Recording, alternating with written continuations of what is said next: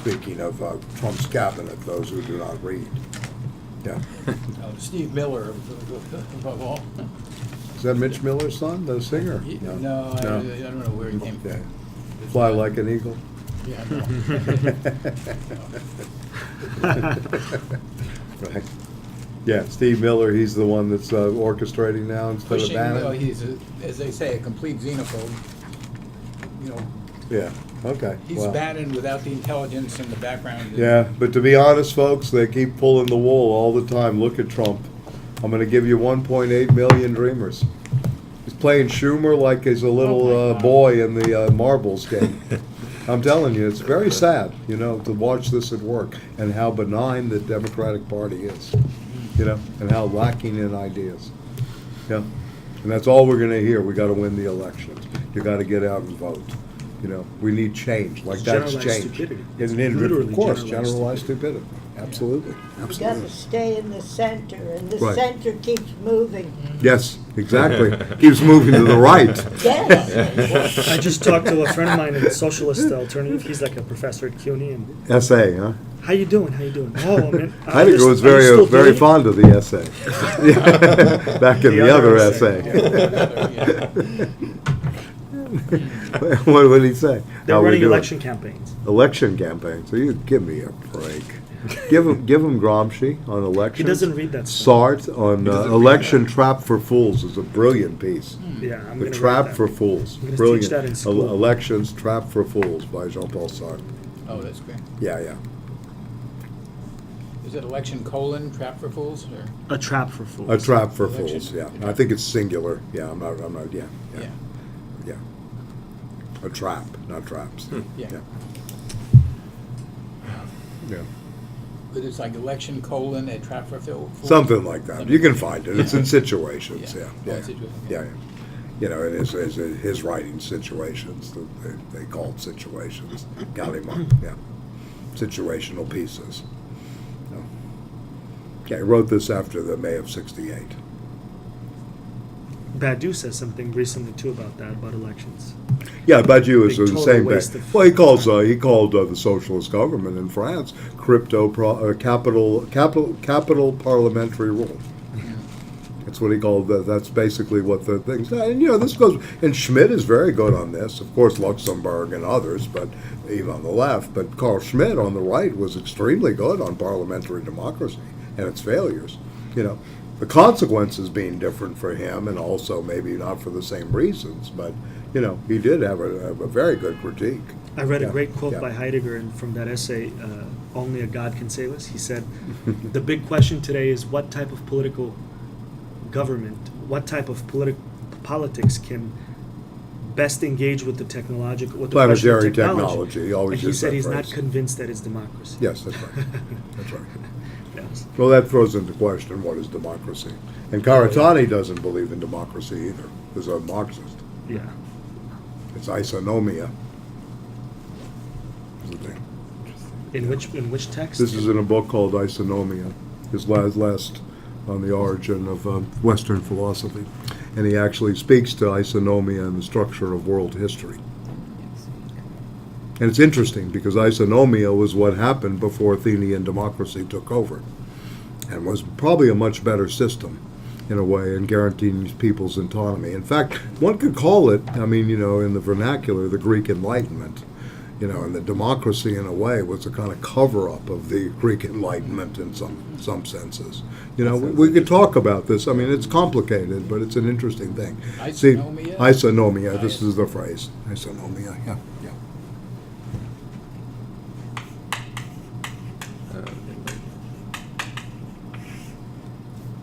Interesting. Yeah. And then he goes into democracy as another one. And this is, in the book, it's elaborated, I think, more fully in the book Structure of World History on the modes of exchange. This is Korzian.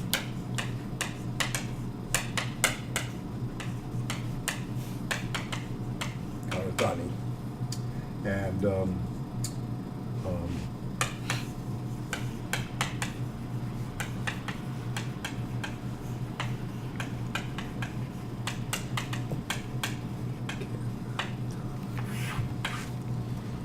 think the subtitle is From Modes of Production to Modes of Exchange.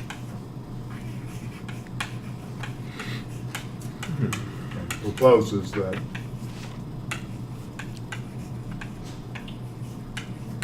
one failing of Marxism in terms of reading the history and what historical time, and we'll go through this in Heidegger because our general heading for the next 3 weeks will be historical time. What is historical time? That the modes of exchange, right, should be problematized, and he goes through 4 of them. Mode of exchange A, which is a mode of a gift and reciprocity. And the reciprocity was at its very highest point during the period of isonomia and gifting as well, very high in the ancient Greek world, you know. And he has things about the warring states in China as well. The mode of exchange B is about plunder and redistribution. Early territorialization, you know, you can read this. And this does not especially go away. They're interpenetrating dialectically. Best way to read this is in layers of dialectical interpenetration, I think, instead of you get a full shift, right? That you're, you know, and in a way, it's a good way of reading Marx, too, between the ancient, the feudal, and the modern, right, or the capital. And then C is basically the beginning of capital, right? It's capitalism. Right? And D is a mix of all 3, but really a return here with a kind of open-endedness. Unfortunately, he gets into the perpetual peace of Kant, you know, in the United Nations, from League of Nations to the United Nations. And this is problematic, yeah, to me, to say the least. Yeah. But it's an interesting idea to start looking at this in terms of exchange. He looks at religion. I think it's a very sophisticated group book and one worthy of study, you know, even beyond what we did, you know, and yeah. But anyway, and then he wrote another book after this called Isonomia, The Origins of Philosophy, right? In which he goes back and looks at the beginning of certain periods. He's got a very nice thing. Begins with Homer, Hesiod, into the pre-Socratic Thales, the Ionian systems. Then he sees the 6th century BCE as the time of the prophets, of Ezekiel, who, by the way, Karl Jasper said, in terms of his general psychopathology, said was a schizophrenic, the prophet Ezekiel, and Jeremiah, who was the, you know, the resounding prophet, you know, always, you know, out there in the Old Testament and the Judaic tradition, and then the Chinese Lao Tzu. And of course, then you go from Confucius, right? The 6th century and the warring states. So he's looking at 3 moments in the 6th century BCE as the origins of philosophical speculation, and then the movement to more systematic, you know, philosophy, of course, which reaches its culmination in Plato's Academy. Yes. How can he say that Ezekiel was a schizophrenic when Ezekiel was probably 5 or more people writing in this book? That might be. Maybe all 5 were Well, schizophrenic. maybe Maybe it was a schizophrenic ward in Palestine. Yeah, you never know. Yeah, I don't know, Chris. Mental. I really don't know, to be honest. I don't have an answer to that question. But I do remember in the general psychopathology, because he's talking about light and prophecy, that Ezekiel was schizophrenic because he's making the case that the schizophrenic has the ability to let certain light in that most, quote, normal people don't. So this is what his, Ezekiel saw his the claim. wheel, He so- saw the wheel, yes, indeed. There you go, there you go. Yeah, he saw plunder and redistribution. Right, It's coming before down. capitalism, he saw it coming Right. outside of the thing. So anyway, that's a very general, you know, very general sketch, but a very interesting take on stuff. His book Transcritique is interesting too, in a different way. You know, I'm in this group. Nori comes on Fridays. We've been going about. Nori joined. What have you been about a year now? Close to a year. We've been going about 3.5, 4 years, a group of professors in the city on Fridays on about every 3-week basis. I think we meet 10, 12 times a year, depends, But anyway, we've been studying, everything from, started as an attempt to look at Stiegler. We did a Heideggerian named Dominique Janicot, and we ended up doing something on Karatani for a long time. But the group gets very fickle, at times. It doesn't want to engage. I noticed yesterday with Badiou how they don't want to do the hard work. Right. Which bad do you? Being in an event. Being in an event. I don't blame them. I mean, yeah. But anyway, so we compromised around something that Nori saw, Mallarmé. We compromised Thank you in very terms much. of the yes. And we're going to read a chapter on Mallarmé, and it's a reading of Badiou from both the Mathesis, and the Poesis of Mallarmé's coup d'etat, of the every revolution is a throw of the die. Nothing will abolish chance, right? And that's good. You can take a look at that, the nothing. Look at who's here. Oh, man. Sorry. Yeah. Oh, we're coming to see you tonight, maybe, huh? Oh, good deal. Yeah. What are you What's speaking happening? on here? I think I have the title even with me. Yeah. I was going to tell Yeah. everybody. Hegelian Resonances. Sorry about being like that. African Diasporic Literary Study, Questions on Philosophical Method and Black Radicalism. You couldn't get a shorter title, huh? It Or actually- longer, The yeah. new title's called Hegel Off the Tracks. Hegel off the track, I like that, off the beaten track. The beaten is important, Yeah, but anyway. Mob Good, again, the good. mob. That's at 9:30, huh? Yeah. Who are you competing with at that time? Anybody? yeah, I don't know. Okay, that's all right. Not Yeah, names. yeah. And the bow tie is for Lacan, or he? I joined the Nation of Islam. Oh, I'm glad to hear that. Okay, Your you guys are your good. brother Mouzon, we're all right. Yeah, you remember Brother Mouzon? Yeah. Yeah. I like Brother Mouzon. Everybody know Brother Wasn't he Mouzon? the assassin? He was the guy in The Wire who Yeah, would he be was the brought in assassin. from New York. Yeah, Yeah. he's the assassin to clean up everything for Avon Barksdale. Right. He's very good. But let me put in a pitch. The Yeah. play X: Betty Shabazz versus the Nation. I saw it 2 days ago. It's wonderful. Phenomenal. Oh, Okay, yeah, so get it from really two good. people. Yeah, good. Yeah, it's playing at the St. Clement Theater. From in Westchester St. and Clements. Jackson Heights, Here give we it go, we got affirmation. back. Yeah. But Okay. anyways, Very good. it's Yeah, going I hear you. Through the end Yeah. of February at Yeah. St. Clement's Theater at St. Clement's Church at West 46, Okay. between 9th and 10th. Okay, I'm gonna check that out. That's an old lefty theater, right? I don't It's know. Episcopal, so It's probably. Episcopal, well, yeah, it's Yeah, probably yeah, got connections, yeah. yeah. Maybe Yeah, low church, yeah, I don't yeah, know. okay. Yeah, well, the Episcopals have always been pretty good to the left. They're very Yeah. friendly with Yeah, the gays. yes, they're Yeah, friendly yeah. with the gay left Yeah. especially, yeah, That's that's the right right, place that's to be, right. too, That's 9th right, and 10th. right, So. yeah. Yeah, they took the Turing machine seriously, right. Yeah, all right. Anyway, sorry, I didn't mean to cause all this disruption. No, you didn't. No, it's nice to see you. And looking forward. It's a half an hour presentation, or Yeah. there's no Q&A, huh? No, You just we give a have speech, office hours. huh? You know what I heard about this? That this was supposed to celebrate May of '68, but that got a little bit out of control. This night of philosophy was supposed I to don't be know. It's the French 12 embassy, hours. So you never know. Oh, it's the those French people. embassy. Yeah, no, this is what I heard. The proposal was to celebrate May of '68 since it's 50 years anniversary, right? But they didn't. They said absolutely, no at the final moment. So now it's, yeah, Gayatri Spivak on violence. She precedes you. Oh, word? Yeah, Oh, cool. yeah. She'll be there. And Bruno Bastille's The Defeat of Philosophy. Frank Kirkland. And Sorry. Yeah, Frank is there. Balagoon. There's going to be some really great people. Yeah, Frank is there. Oh, Kawasi And if you're up Balagoon. at 6:30 tomorrow morning, I'm Vincent Kawasi Colapetro on Witness of Poetry and the Poetics of Attention. It's at 6:30 Bastille's a.m. Publishes like one paper every week. Who's this? Bruno Bastille's.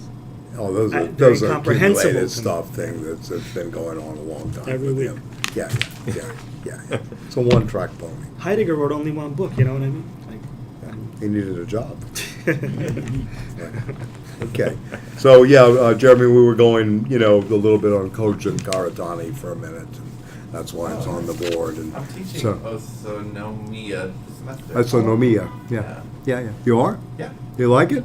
I haven't read it yet. Oh, I'm teaching it but this semester. how'd you I'll let decide to know. teach it if you hadn't read it? It just, I do this you like the class called cover? Backgrounds of Western Literature. It's like Dante, Yeah. Homer, Ovid, and I teach it as like a world systems theory class. So we do like Malak Athena, Samir Amin, Wallerstein, and I threw Karatani in the mix. Okay. Stanley has a very good critique of Wallerstein, by the way, if you want. Okay. And actually, Wallerstein says it was the most intelligent critique of all. I'll check it out. Yeah, he said that in his book, Introduction to World Systems. Yeah, yeah. And I feel really bad because I didn't want to interrupt. And No, it's all right. Yeah, I like the bow tie, man. Yeah, I thought, you're gonna give a Well, talk. it's You can just give a actually- talk about the diaspora and the bow tie. I like your jacket, it has the Yeah, yeah. railroad. Yeah. Did you really See, join there you the go, Nation of man. Islam? See, you're gonna do well tonight. I can. Hegel said essence must I promise appear. not to make I any take trouble that very either. seriously. Did you really join the Nation of Islam? No. Yeah, are you? Come on. He doesn't have a paper with him. He's not carrying the papers. They start you out that way. I wish I brought bean. Next time I'll bring bean pies for the class. Yeah, okay, that's cool. All right. Okay, so good. Okay, so where I want to go today, Josh wasn't here and Jeremy wasn't here. I want to go back to the section on, begin with the section on falling prey. I think this is a very important section because it's setting up the questions of anxiety and what anxiety reveals. So if you turn to page 169, Verfallen and Thrownness, and for those of you that have the diagram, that I did, you can see again this Verfallen is very important of the being in a world, right? Very, very important. Let me see where my diagram is.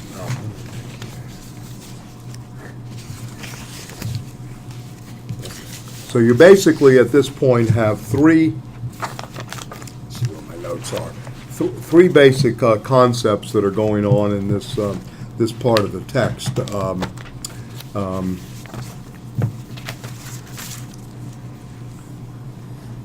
As you remember, understanding, right?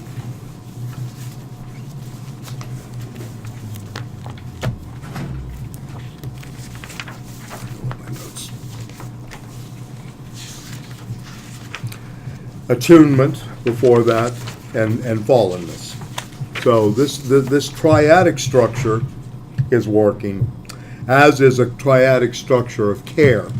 So Heidegger has begun to think, for lack of a better term, very much like Hegel in building these triads in order to get to the ontological ground. So he's building this. So we have this attunement, right? That being ahead of, that we spoke to 2 weeks ago, of the futural, right? And the having beenness, being ahead of oneself is really the future, right? And in that future, ecstasies, the future is projected, the project, etc. The understanding, of course, is the basis for projection, right? And, the possibilities of something. And the fallenness, why I want to start there, is it's the preoccupation with everyday inauthenticity. A kind of a moment of a dictatorship by the they self, right? The publicness that Heidegger will use. He'll use that word. So if we can think this triadically, it'll be I think, better for us, etc. So in this section, we begin to see this section on Verfallen, which is really fallenness, or I like the translation falling prey to, because I like the way that connects to the addictogenic society that we live in, right? And, a lack of an attention economy, a lack of understanding, also a lack of a future, really, in a lot of ways, because of the attunements are not really grounded, So we can read this as symptomatic of where we are today, that we're kind of pre-1927 in many ways, it's kind of interesting if you take that strategy. So the preoccupation with everydayness, and of course in this preoccupation, he's going to speak about anxiety, right? He's going to speak about nothingness and anxiety. And he uses a great word, entangled. And, the tranquilizing effect, right, of, everydayness, right, and the being in the world as the entanglement as tranquilizing. So let's read through this, to kind of get started. Then we'll go on to care, and then hopefully we'll have enough time to, take a look at this section, and then maybe begin to preview, if you will, the sections on time, which is a very complicated section where we're going to move to the ontological sense of time, and then we will retroactively go back to historical time in Heidegger's sense, and then to the everydayness of authenticity and inauthenticity, and what's there in terms of structural totalizations and these kind of matters. Okay, so let's go to page 169 first. So as he does very well, he begins with what he has just talked about. Idle talk, curiosity, and ambiguity characterize the way in which Dasein is its there. So again, it's not being, it's the there-ness of the being, the da, that is always important. The orientation, I like to say, we're always dealing with a thrownness and an orientation, in this sense. The disclosiveness of being in the world, what this transparency yields as a being in the world in an everyday way, okay? As existential determinations, and these are existentials, right, okay? Not essences, but existentials, right? These characteristics are not objectively present in Dasein. This is not an objective present to hand. Remember, the difference between the Vorhanden and Zuhanden that we did. They constitute as being. In them and in the connectedness of their being, a basic kind of the being of everydayness reveals itself, and that is what we call the entanglement or the Verfallen of Dasein. Now, a lot of people previously would look at this as a religious term, and I like the way Stambach has gone beyond this. Instead of fallenness, right, they're going to use it, entanglement. You're entangled in everyday, inauthentic operations, right? So the task is always to disentangle, right? All right. This term, which does not express any negative value judgment, means that Dasein is initially, and for the most part, together with the world that it takes care of. This absorption, and this is a crucial word too, you become absorbed in this falling prey, right? Mostly has the character of being lost in the publicness of the they. So this is lost in the world. As you all know, for your studies in American literature, Gertrude Stein said you were a lost generation, to the generation of the 20s, the writers, especially she said that to Hemingway and Fitzgerald, and in many ways Fitzgerald was lost, in a lot of ways, right? Okay. And you want a great exercise in, the schizoid and a breakdown, read the Crack Up. Yeah, very interesting. Deleuze loves that piece, by the way. Loves the Crack Up. Anyway, as an authentic potentiality, and this is the first time you'll use authentic potentiality for being itself, Dasein has initially always already, and again, this Derridian term that Heidegger uses in 27, always already, fallen away from itself and falling prey to the world. Falling prey to the world means being absorbed, and here he goes. I know this is part of the Teutonic overload, but this is the way he does it, right? Substantive upon substantive means being absorbed in a being with one another as it is guided by gossip, idle talk, curiosity, and ambiguity. Yeah, yeah. Okay, interesting. You're guided by these other three moments, right? Yep. The idle talk, the curiosity, and the ambiguity. He hates the idle talk. He does. What we call the inauthenticity of it, Dasein, may be defined even more precisely through the interpretation of falling prey. But inauthentic and non-authentic by no means signifies not really, as if Dasein utterly lost its being in this kind of being. Inauthenticity, and this is an important part here, because, one thing we may want to do is talk about a politics of inauthenticity. What does that mean? Beyond this, kind of, call to National Socialism that Heidegger goes towards, right? All right, anyway, it constitutes, it does not mean anything like no longer being in the world, but rather it constitutes precisely a distinctive kind of being in the world which is completely taken in by the world, almost absorbed by the world, if you will, or engulfed, maybe a better verb to use, and the design with of the others in the they. So you become part of the they self. And as I mentioned to you, David Reisman, The Lonely Crowd, of which Adorno cites basically in Introduction to Dialectics, speaks about two types of personalities, the inner directed and the outer directed. You know, and this is directly coming out of Heidegger, as is Irving Goffman's The Role of the Self in Everyday Life, right? Yeah, the presentation of self in everyday life. So Goffman and Reisman take a lot out of this from Heidegger through Sartre in particular, you know, just to give you, you know, so not so much of original thinking going on in either Goffman. I think Frame Analysis is his best book, and certainly not in Reisman, The Lonely Crowd. I mean, it was an interesting text for its time, sociologically speaking. But you know, they're taking this from this moment here. All right. So anyway, not being itself functions as a positive possibility of beings which are absorbed in a world, essentially taking care of that world. This non-being must be conceived as the kind of being closest to it, in which it mostly maintains itself.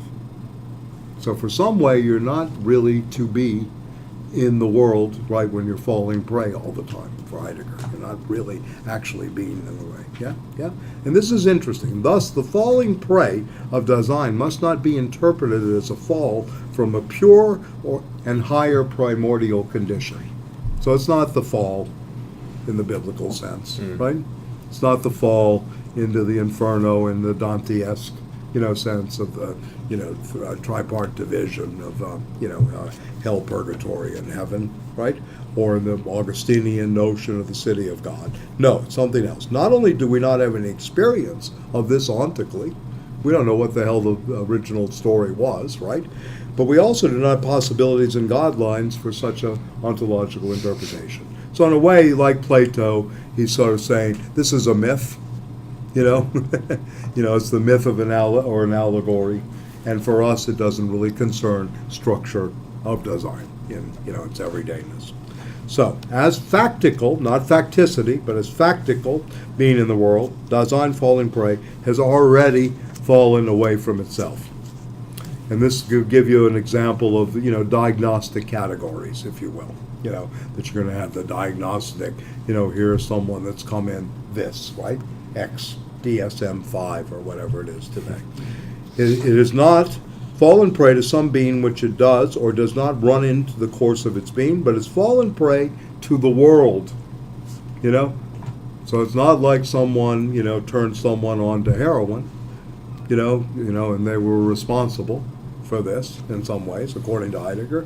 The falling prey, you know, this fallenness is really about the world, right? Yeah. It's interesting, right? So the subjectivity here, or the being with, is not really operative in the first existential determinations of falling prey. Right? It's an existential determination, right, of Dasein itself, and says nothing about Dasein as something objectively present, or about present relations to beings from which it's derived, what I just said in a different way, right? Or to beings with which it has subsequently found itself in a commercium, right? Okay. This is very interesting. And thrownness, remember. Falling prey and how one is thrown into the world, okay? The ontological, existential structure of falling prey would also be misunderstood if we want to attribute to it the meaning of a bad and a deplorable ontic quality, which perhaps could be removed in the advanced stages of human culture. So for Heidegger, you know, all these commercials from Chris Christie onward, meaningless, right? You know, these commercials, huh? About the epidemic, huh? You've seen this on TV? You've seen this? What Yeah. is it? I haven't seen it. You haven't seen him? Chris Christie is on TV talking about you can get help for your addiction and all this kind of stuff. I mean, you know, of all people to be the front man for this. Right? All right. So, neither in our first reference to being in the world is the fundamental constitution. And remember, listen, we're going through constitutions and structural characteristics here. He's building a structure here. All of what we've done up to date is still propadeutic. This is preparatory. Everything we've done for whatever it's been, 10 weeks, 11 weeks, is preparatory. I'm sorry, Chris, but it's all preparatory here, right, in some ways, right. Anyway, not in our characterization of the constitutive structural factors did we go beyond an analysis of the constitution of this kind of being and note its character as a phenomenon. It is true that the possible basic kinds of being in, and remember, these are the ways of being, if you want to say, and maybe you could say paths of being in a world, taking care and concern, were described. But we did not describe, or discuss the question of the everyday kind of being of these ways of being. It also became evident that being in is quite different from a confrontation which merely observes and acts, that is, the concurrent objective presence of a subject and an object. So this is pre-confrontive, pre-subject-object. Okay, again, because he's trying to get away, as you say, as I said it before, the scientific objectivity that comes out of the res cogniton of Descartes, right? And the scientific rationalism here, right? And scientism. Okay? You have that in mind? I mean, retain that. That's important in this, that he's really looking at this way. All right? It also, right? Nevertheless, it must have seemed that being in the world functions as a rigid framework within which the possible relations of Dasein to its world occur, without the framework itself being touched upon in its kind of being. But this supposed framework itself belongs to this kind of being of Dasein. An existential mode of being in the world is documented in the phenomena of falling prey. So even though you may bring a frame to the world, right, you are still susceptible, right, to this phenomena of falling prey, and this is what really shows what it means to be in a world, right? To be in a world. Because we're fallenness, right? Falling prey to something. Taking over. Right? So in some ways we're thrown into this, we're attuned, we have an understanding, again, think the triad, and we also have this, notion of verfallen, this falling prayness, right? Okay. So, then he goes on. Idle talk, and this is where he gets going, again on idle talk, discloses to Dasein a being towards its world and to others, and to itself. This being toward is such that they are understood, but is in a mode of, this is beautiful, groundless floating. This is what gossip and idle talk does. This is your Twitter culture at work right here. Groundless floating. Right? Curiosity discloses each and everything, but in such a way that being in everywhere is everywhere and nowhere. Right? Right? Doesn't really specify. And ambiguity conceals nothing from the understanding of Dasein, but only in order to suppress being in the world in this uprooted everywhere and nowhere. Okay? And he'll use these verbs. Now, again, this is going to go back to Heidegger. Again, this word uprootedness, of course, is very prevalent for him, and ground, right? Mm-hmm. Right? Yeah. So we are thrown already uprooted and uncanny. Get to the uncanny with the anxiety. We'll use on Heimlich, right? Not in the Freudian sense, right? Yeah. But it is a term that is very much used in both Heidegger and in Freud. Yeah. Okay. With the ontological clarification of this kind of being, of everyday being in the world, discernible in these phenomena, we first gain our existentially adequate determination of the fundamental constitution of Dasein. What structure does the movement of falling prey show? You know, this fallenness. What movement will this show? Right? This is important. Idle talk and public interpretedness contained in it constitute themselves with being with one another. Idle talk is not objectively present for itself within the world as a product detached from being with one another, nor can it be volatilized to mean something universal which, since it essentially belongs to no one, really is nothing, and it actually only occurs in the individual Dasein that speaks. Very interesting, huh? This idle talk, right? It's never universal, right? And it really belongs to nothing, to no one, right? Okay. Idle talk is the kind of being, and this is interesting, you know, about really about gossip, rumor, idle talk for Heidegger. I'm not saying that this is a good thing. I'm not really trying to pass judgment, but just say what he's, you know, anyway, is the kind of being with one another itself and does not first originate through certain conditions which influence Dasein from the outside. But since in idle talk and public interpretedness, Dasein itself presents itself with the possibility of losing itself in the they. And this they is very important. This is the public determination and what he calls, and I mean, this is not the dictatorship of the proletariat, obviously, which is the other side of this, and he's obviously very aware of that slogan, right? I mean, he did have very good ears, right? Dictatorship of the they self. This was the mass psychology of liberalism. This and the Marxists was common, right?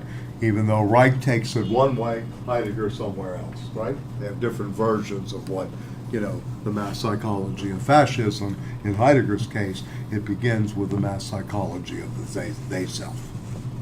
Even though he doesn't, you know, he doesn't use the word mass psychology. I'm working with this. All right, so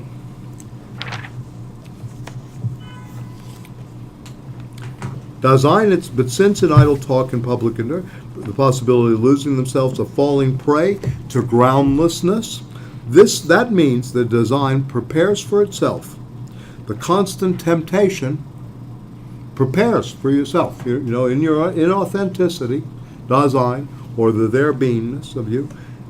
Temptation of falling prey. You're always in that constant temptation.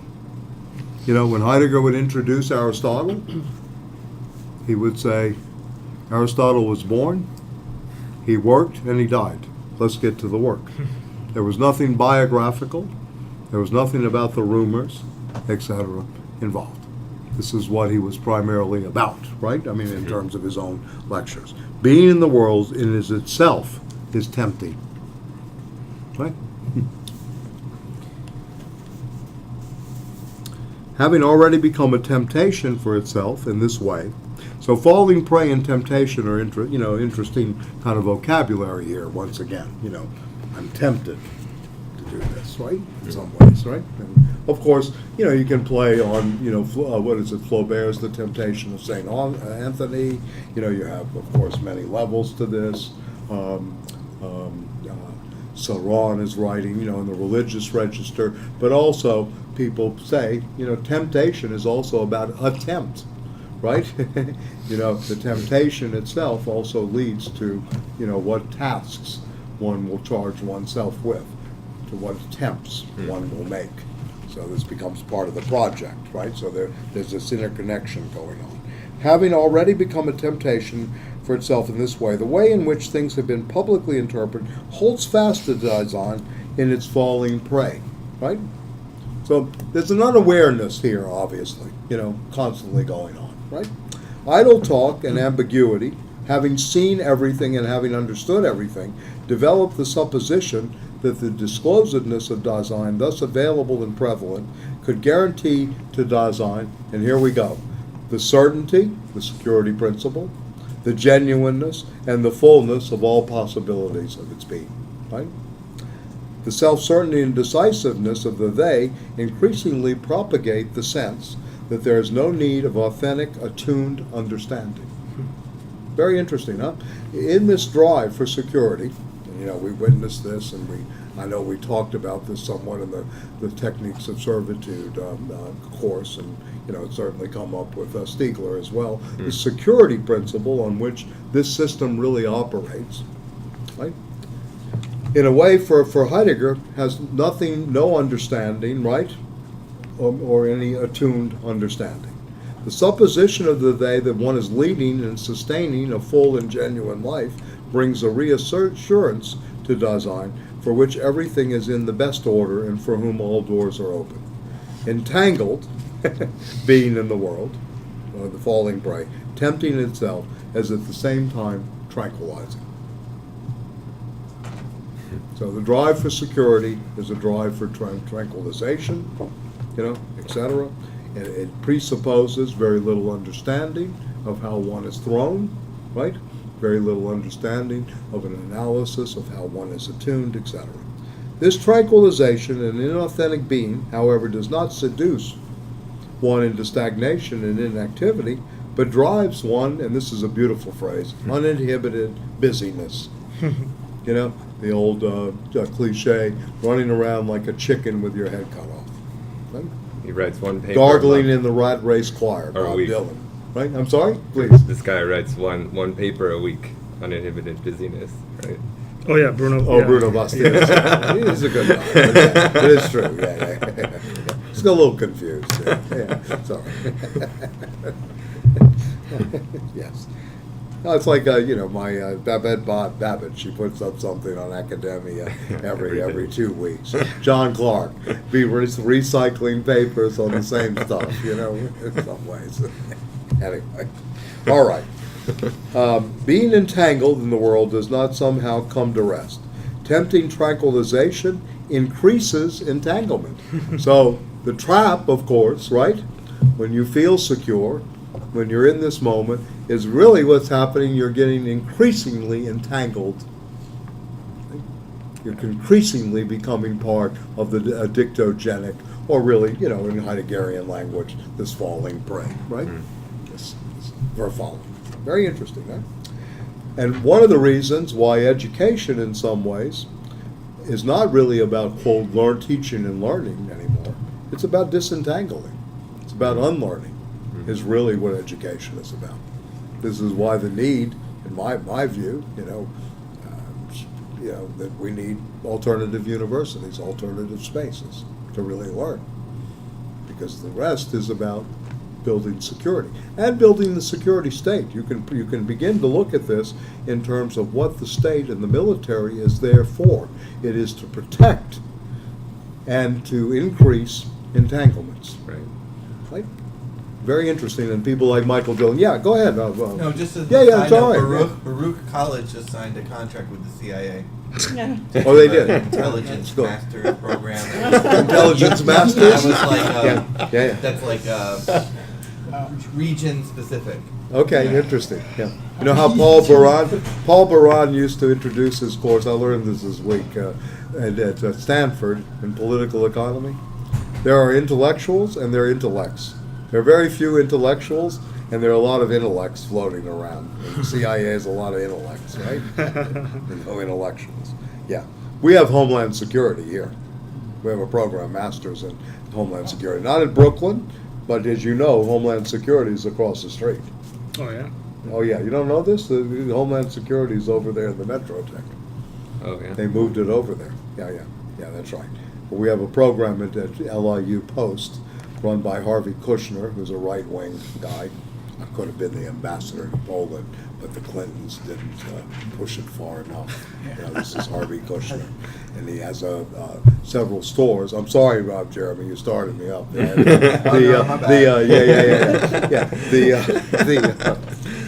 It's a pretty low post. He's got four stores out there that sell masks, duct tape, all preparing for the great Arab invasion. And if anybody doesn't watch the news, I mean, every day in Kabul there's another 100 people being blown up. I mean, give me a break.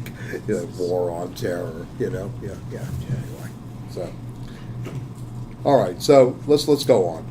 with special regard to the interpretation of Dasein, and we go back to understanding and interpretation, remember, right? The opinion may now arise that understanding the most foreign cultures and synthesizing them with one's own may lead to the thorough and first genuine enlightenment of Dasein about itself.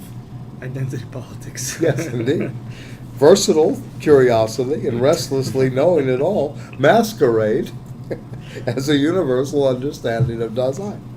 But fundamentally, it remains undetermined and unasked what is then really to be understood, nor has it been understood that understanding itself is a potentiality for being which must become free solely in one's own most Dasein. And ownmost is an interesting word in German. It's the eigen, what is proper to oneself. You know, what one owns, the eigen, you know, yeah. Of course, Adorno had a field day with this. I'll talk about that later, but anyway. Thus compares itself with everything. It drifts towards an alienation. So he uses the word, first time we see the word alienation. I think it's Entfremdung. I'll check. I have the German at home. I'll look this up. I think he uses Entfremdung, right? In which its ownmost potentiality for being in the world is concealed. You're obstructed in terms of your own real possibility. Very interesting, right? Yeah. So the culture being so entangled in some ways, the politics here, you know, can be taken right or left, obviously, but, you know, to the left, the culture is so entangled, right, that it cannot even conceive of an alternative at this point. Why it consistently goes back to electoral politics, socialist alternatives. ISO, let's run candidates, you know, $15 an hour minimum wage, these kind of campaigns, the whole thing of identity politics. This is all, at least to the Heideggerian analysis, right, a result of this falling prey. Yeah. Right? Very interesting, yeah. So entangled, being in the world is not only tempting and tranquilizing, it's also alienating. Tempting, tranquilizing, and alienating. Right? See, it gets better, Chris. Yeah. However, this alienation cannot mean that Dasein is factically torn away from itself. On the contrary, it drives Dasein into a kind of being intent upon the most exaggerated self-dissection, which tries out all kinds of possibilities of interpretation, with the result that the characterologies and typologies, which it posits out or points out, are themselves too numerous to grasp. Yet this alienation, which closes off to Dasein its authenticity and possibility, even if that of genuinely getting stranded, still does not surrender it to beings, which itself is not, but forces it into its inauthenticity, into a possible kind of being of itself. Okay? So the three keys again here: tempting, tranquilizing, and alienation, the relationship to inauthenticity. The tempting and tranquilizing alienation of falling prey has its own kind of movement, with the consequence that Dasein gets tangled up in itself. The phenomena pointed out of temptation, tranquilizing, alienation, and self-entangling characterize the specific kind of being of falling prey. We call this kind of movement of Dasein in its own being the plunge. Here's your movie, The Plunge. Dive head first. Just jump in. Nike commercials, just do it. Right? You know what Nike means in Greek, huh? Victory. Very fascist. Totally. It's a symbol, too. Fascism, yeah.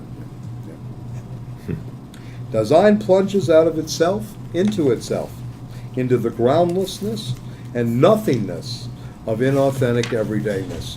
But this plunge remains concealed from it by the way things have been publicly interpreted, though so it is interpreted as getting ahead, careerism, and living concretely. You got your careerism right here, man. I'm telling you. Yeah. Yeah. The kind of movement of plunging into and within the groundlessness of inauthentic being in the they constantly tears understanding away from projecting authentic possibility. Another reason, and very good reason, for an alternative university or for real education, as disentangling, in my way, Or you can go to Hunter and get your teaching certification through Jeremy and their master's program. Don't do it, no. You're the only teacher there.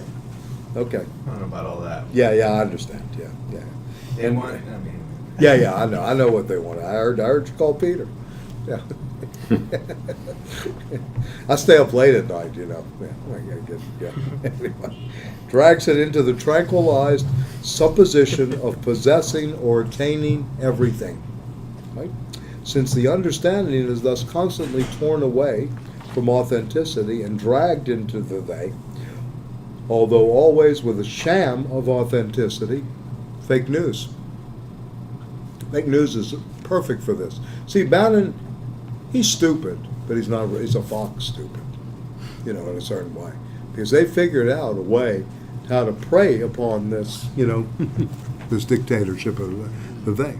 They're very smart at this. They're much better than the left ever has been, in my opinion, in terms of mobilizing this kind of stuff. All right? The movement of falling prey is characterized, and here's Trump right every day, right? Turbulence. Consistent turbulence. Right? Trumpulence. Trumpulence. That's good. Coin that, David. Put that out to him tonight. Yeah, that's good. Yeah. Yell it in the hallways. What about Trumpulence? Instead of Hitler. Yeah, what about Trumpulence? Right? Good. All right. Not only does falling prey determine being in the world existentially, at the same time, turbulence reveals the character of throwing and the movement of thrownness, which can force itself upon Dasein in its attunement. Not only is thrownness not a finished fact, right? It is also not a self-contained fact. The facticity of Dasein is such that Dasein, as long as it is what it is, remains tossed about and sucked into the turbulence of the they's inauthenticity. And you can use a lot of the vernacular here. You get sucked into something. It's very interesting the way he speaks, in such a way that it has almost a resonation with the everyday speech, even though this is a very sophisticated, philosophical treatise, Yeah. All right. So, and you can see where, a certain intelligentsia would take to this, of course, during this period of from the golden age of the roaring 20s, in a lot of ways. Okay. Not only does falling prey determine being in the world, right? Existentially, at the same time, it reveals the character of throwing and the movement of thrownness, which can force itself upon Dasein in its attunement. Not only is thrownness not a finished act, it is also not self-contained. Anyway, the facticity, as long as what it is, remains tossed about, sucked into the turbulence of the they's inauthenticity. Thrownness, in which facticity can be seen phenomenally, belongs to Dasein, which is concerned in its being about that being. Dasein exists factically. But now that falling prey has been exhibited, right? Again, when he uses words like it's exhibited, you can think about this as almost legalistic. He has propedeutically set up the case to go on to the next section, right? To chapter cares the being of Dasein, in terms of the project, right? Yeah, he's still in the propedeutic preparatory stages here, right? Which directly speaks against the definition in which the formal idea of existence was indicated, Have we not set forth a phenomenon? Can Dasein be conceived as a being whose being is concerned with potentiality for being if this being has lost itself precisely in its everydayness and lives away from itself in falling prey? So you can live away from yourself too, very far away from oneself. This is another thing. This is... Falling prey to the world is, however, phenomenal evidence against the existentiality of Dasein only if Dasein is posited as an I subject, as a self point from which it moves away. And again, this is an attack upon the Cartesian subjectivity, the Cartesian I, the Cartesian subject, right? Okay? The I self. right? In a way, because what we want to get to is the there-ness of the being, right? We're going to get to place, right? Place and orientation.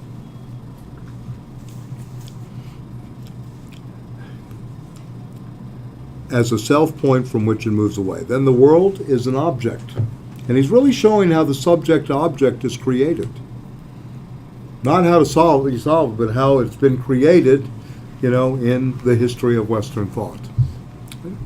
Falling prey to the world is then reinterpreted ontologically as objective presence in the manner of interworldly beings. Okay? Again, this whole Vorhandenheit that I mentioned earlier, the present at hand and the objectively present. However, if we hold on to the being of design as the Constitution indicated a being in the world, it becomes evident that falling prey as the kind of being of this being in represents the most elemental proof. Okay? This is the proof that we are in this moment of falling prey, right? Of the existentiality of Dasein. Nothing other than our potentiality in being the world is the issue, even if it is in the mode of inauthenticity. It gives us proof to this existential, moment. It's not derivative. Remember on the chart, I had the existentials and then derivative of in the diagram I gave you? I mean, maybe I should, get a, put that on the board each time. But you remember that in the diagram, where you have the modes, you have the existentials, and then you have the derivatives. Let me see if I have a copy of it here. Yeah, I think I do. Yeah. You can see on the top I have the existentialia. That's where we're going, between care and world. So we're talking about, constituting Dasein. How do we make, what are the elements in the constituting of Dasein, right? And you can begin to see that world has the two components, the ready to hand and then the objectively present to hand, right? And this is what is under attack, by Heidegger in terms of the formation of the subject-object, right? At the at hand, and how it becomes thing, reality, and substantiality. He's going after this in terms of the project, this whole line, if you will, right? Okay? So, and then we have the other thing. Then you have the traits. We're describing characteristics, right? Here of the existentiality, and we'll go into this more. But then you see you have derivatives, and then the existential, the everyday modalities. The changes we go through, modification. It's not real change, it's modification, and modalities on everyday modifications and its modalities. So we'll talk more about this, but I mean, hopefully this will help you see, more of the structure. That's outside. Right, yeah. Yeah. Can I take a shot of that? Oh, you don't have it? I thought I passed this may. out. Yeah. Okay. Yeah. Sure. I may, Yeah. but Yeah. You can take a shot. here we go. You're very anti-Stiglerian. A shot. Screenshot. Yeah. Screenshot. Yeah. Let's see. But let me ask, do you see this is it starting to kind of crystallize this section of understanding? Yeah. First of all, the interpretation, he builds the hermeneutics, right? The understanding, interpretation, attunement, and now the falling prey as this triad from which is the finishing of the preparatory for the constitutive part of Dasein, Yeah. right? This is Correct. all the there and the being of the there, right? Okay, good. All right, good. All right, let's go on here, because I thought this is a very crucial section, that leads into anxiety. Anyway, can Dasein be conceived as a being whose being, I'm in the third paragraph, on page 172, can Dasein be conceived as a being whose being is concerned with potentiality for being, if this being has lost itself precisely in the everydayness and lives away from itself in falling prey? Falling prey to the world is, however, phenomenal evidence also against the existentiality of Dasein, only if Dasein is posited as the I subject, as the Cartesian subject, if you will, as a self point from which it moves away. Right? Then the world is an object. So the ecological realm and the ecological regions are being destroyed here too, right? In the Husserlian sense, in terms of the transcendental and everyday ego. There's also the empirical and transcendental ego. Then the world is an object, right? So falling prey to the world is then reinterpreted ontologically as an objective presence in the manner of inner-worldly beings. However, if we hold on, right, to the being of Dasein, in the constitution indicated of being in the world, it becomes evident that falling prey, as the kind of this being in, represents the most elemental proof for the existentiality of Dasein. In falling prey, nothing other than our potential, I'll repeat, for the potentiality for being in the world is the issue, even if it is in the mode of inauthenticity. Dasein can only fall prey because it is concerned with understanding, attuned being in the world. On the other hand, and this is interesting, authentic existence is nothing which hovers over entangled everydayness, but is existentially only a modified grasp, right, of everydayness. So it's not that you're thrown authentically or inauthentically, right? And it's not that you just choose inauthenticity. You've been thrown there. The inauthentic is a modification, if you will, a modified grasp of your everydayness, right? So again, we're back to the everydayness here in the propedeutic. So the phenomena of falling prey does not give something like a night view of Dasein, whatever that means. Anyway, a property occurring ontically, which might serve to round out the harmless aspect of this being, right? Falling prey reveals an essential ontological structure of Dasein itself. Far from determining its nocturnal side, right, it constitutes all of its days in their everydayness. All right, well, that's why we need Freud sometimes, we need the nocturnal. Right? That'd be the owl of Minerva. Owl of Minerva, right? Yeah. It's a different reading of the owl. What? I'm sorry? The wrath of Houdini, the freaks come out. Yeah, the wrath of Houdini. Yeah, I like that. Yeah. Right. So our existential ontological interpretation thus does not make an ontic statement about the corruption of human nature. And Peter Bratz's work in Chocolat, which they've been working on forever, is very much premised on this right here. Very much premised, although Peter will never admit to page 173. Right? Our existential ontological interpretation does not make any ontic statement about the corruption of human nature. Yeah? Because, Peter says, corruption is internal to the system. It's not, and it's a part and parcel of where we are. It's not human nature. You're not corrupted human nature that acts in a certain way, right? Mm-hmm. This is, Okay? Not because the necessary evidence is lacking, so we're going to go after Trump about all his dealings with the Russians, right? But because it's problematic as prior to any statement about corruption or incorruption, right?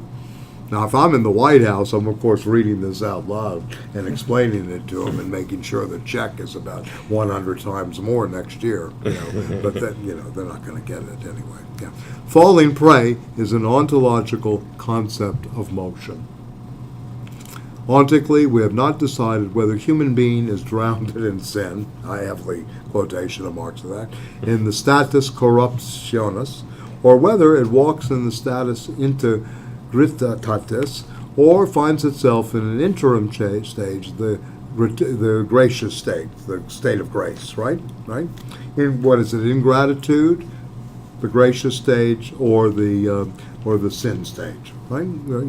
But faith and worldview, when they state such and such a thing, and when they speak about Dasein as being in the world, must come back to the existential structure set forth. So this is an old thing in German philosophy since Luther, right, that goes all the way up to Hegel, the distinction faith and knowledge. And they all write about this, in many ways, And provided that their statements at the same time claim to be conceptually comprehensible. So, then he's going to review this chapter, right? The leading question, this is always good with Heidegger, again, the real problem is, in academia, in my opinion, and in the culture at large is everyone wants answers, or everyone thinks they have the answers already, right? What Heidegger really gives us, one of his greatest contributions, is to learn how to ask the questions, right? This is really the task. This is the art, really, of, quote, philosophizing. So the leading question means that, it's not the fundamental question, what does it mean to be in the world, right? What is its meaning and the forgetting it? Well, but here, the guiding question pursues the being of the there, right? The being of the there, place, not space, there, which is a topological, determination, not a spatial place. So, the Greeks had no notion of space. They only had a notion of place, topos, topos, from which, topics, of course, come. What's your topic? Usually, what's the placement? Yeah. So, its theme was the ontological constitution. So you can see question, theme, right? The ontological constitution of the disclosedness essentially belonging to Dasein. The being of disclosedness is constituted in attunement, understanding, and discourse. And we did discourse, 2 weeks ago. I thought fairly adequately. We went through this fairly carefully. And again, I emphasize that section is crucial to Jacques Lacan, crucial to Derrida, crucial to all the structuralists and the post-structuralists, and many of the linguists. Right? Its everyday mode of being is characterized, and this is us every day, idle talk, curiosity, and ambiguity. These show the kind of movement of falling prey with the essential characteristics of temptation, tranquilization, alienation, and entanglement. With this analysis, however, the totality of the existential constitution of Dasein has been laid bare in its main features, and the phenomenal basis has been obtained for a comprehensive interpretation of the being of Dasein as care. So we finish with, the first section, going into 5 chapters of section 1, getting into chapter 6, which again is the underlying, the fable, right, and the major part of what Dasein is, the care as the being of Dasein, okay, as a for-structure and as the structure of. Right? So, any questions about that or thoughts? I mean, we've gone through now 38 sections, right, fairly carefully, and this, like I said, is mostly propedeutic. 99%.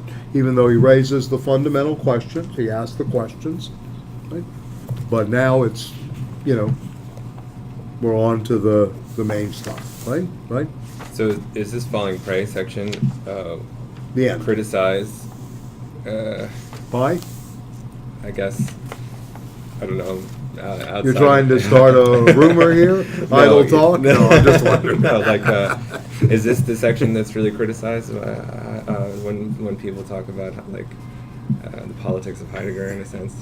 No, not especially. Okay. No. So this I mean, I don't think anybody ever thought Heidegger was democratic. That was never the issue. The issue was always, was he a collaborator? Okay. That was always the issue. Did he collaborate?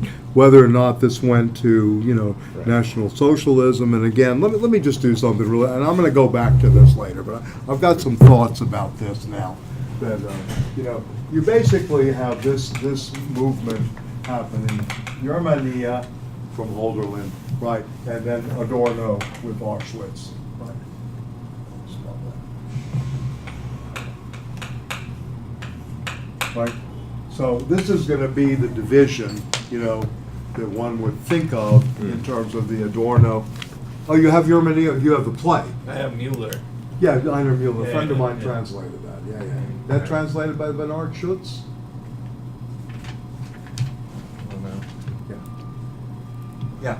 Good. Yeah. Lives in Montreal. Yeah. Yeah. It's a great text, by the way. Ida Mueller is worth reading as a contemporary, East German playwright. I think he died. Did he die recently? Yeah. I knew his. I knew well she played in a few B movies. Gino Lechner was one of her actresses. And Stanley showed me a film made by a psychoanalyst friend of his. This is a funny story. This is idle talk. Stanley showed me this movie done by a friend of his, and she plays the dominatrix in the movie. So I was kind of laughing. I know her, Gino Lechner. Yeah, anyway. She liked that. What was the name of that place on 14th Street? That little club everybody would go late at night. With on- dominatrix? No, they didn't have dom. I mean, they came there at times, but someone would go there. What's the name of that place? I can't remember. It wasn't Elsa's or something. It'll come to me anyway. But Gino Lechner just reminded me of Anna Mueller. So anyway, the tension is between the Hölderlin, right, and the homecoming and thinking presence, right, the homecoming. And of course Adorno, that there's no poetry after Auschwitz. And this is a very crucial, maybe starting point, if you will, to really discuss the relationship between Adorno and Heidegger. Now, I want to make it clear, Heidegger never mentioned Adorno's name once. Adorno spent his whole life, in some ways, with the animus of Heidegger, and discussed it. I'm not saying he's wrong in doing that, in a sense. But Heidegger never really made, any kind of attempt to engage in discussion in that dialogue.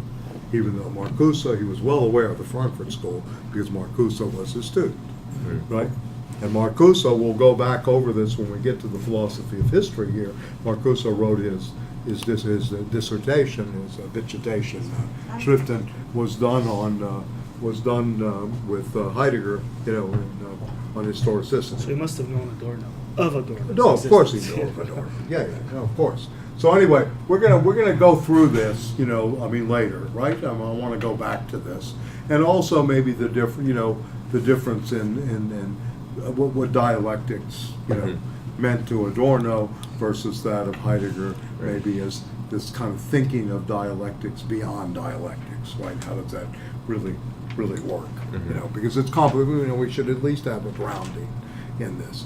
Now, of course, Adorno wrote several books against Heidegger. One was called The Jargon of Authenticity, which is a prolegomena to the negative dialectics. Right? I'll preview this a little bit just through some of the books. And of course, he also, what they had in common is they both read Kierkegaard, and Adorno's first book was Kierkegaard, Construction of an Aesthetic. So Kierkegaard had a presence for both of them, as did Nietzsche, in different ways, right? Even though Adorno never wrote a treatise or an actual study of Nietzsche, you can see the influence going on in many references in his work. Yeah. So we're gonna have a lot to talk about, going forward, in a sense. And they do share Kant, Hegel, Nietzsche, and Kierkegaard very actively. So yeah. But this is the beginning of the tension, if you will. And I would like to frame that about the politics of the memory of thought. How do you really get the memory of thought here, or the politics of memory as thought? And for Heidegger, it's a return to Germania, right? And yesterday we discovered, I kind of knew this, but anyway, we had, Heidegger wants to, part of the ambition here again is to take the Germania of Hölderlin and the language. Hölderlin supposedly goes mad while translating a passage in Antigone. And that passage, Heidegger does a long commentary on, Introduction to Metaphysics. Man is so strange, right? Right. Of all the creatures, man is the most strange. Right. And he goes through this. And supposedly Hölderlin goes mad there, right? According to Heidegger, right? Some people say when he's translating Sophocles. Some people think Hölderlin feigned his madness so he didn't go to jail. Because he, Hegel, and Schelling planted the tree of liberty. Yeah. So these are little narratives on the side, right? Anyway, so going back to this, so Heidegger wants this to establish this kind of interiorized dialogue with the German of Luther, all the way to, Luther's translation of the Bible, retranslation of the Bible, all the way up to, the German he speaks, in a philosophical way to reorient that the German language is the modern Greek. And if you really think about this, the Germans invent Socrates. Socrates is the invention of, the 19th century. When you really think about this, is why Nietzsche has such a problem. He understands this very well. You have to remember, when do these books come into play so actively? Again, it's the German revised ancient model that the Greeks return, into this, for lack of a better term, since Jeremy mentioned Sami Amin and others, the Eurocentricity, the German revised ancient model kind of reoriented, a kind of Eurocentricity that was happening from the Renaissance on, right? And they did so through a return to the Greeks. English Romantic poets, as you know, Byron and Shelley and others, were certainly in that moment, but they did not do it to the degree that the Germans did. And Hegel, of course, writes the whole lectures on Greek philosophy, right? On the philosophy of history. So this Heidegger wants to go back to that, this interior dialogue, and for him, it's the systematicity and a kind of corruption, to use a term he uses today, but in a different way, a kind of break, right, with the really powerful Greek, that is, of the pre-Socratic Greek, that is at stake. That we have lost that ability. That's where the forgetting of the question of being took place, right? So he wants to do that. Now, of course, Adorno doesn't like this kind of, and I call this a kind of restorative nostalgia. It's Heideggerian, it's nostalgic in a way, but nostalgic in a positive sense, that it's restorative, because it's trying to go back to a period, in which there was real thinking, right? And something that helps us think otherwise, or think outside of the box, think well outside, and not along with the program of the domination of the Cartesian subjectivity or the scientific, rational program or scientific reason program. So in that way, Heidegger has something to really offer.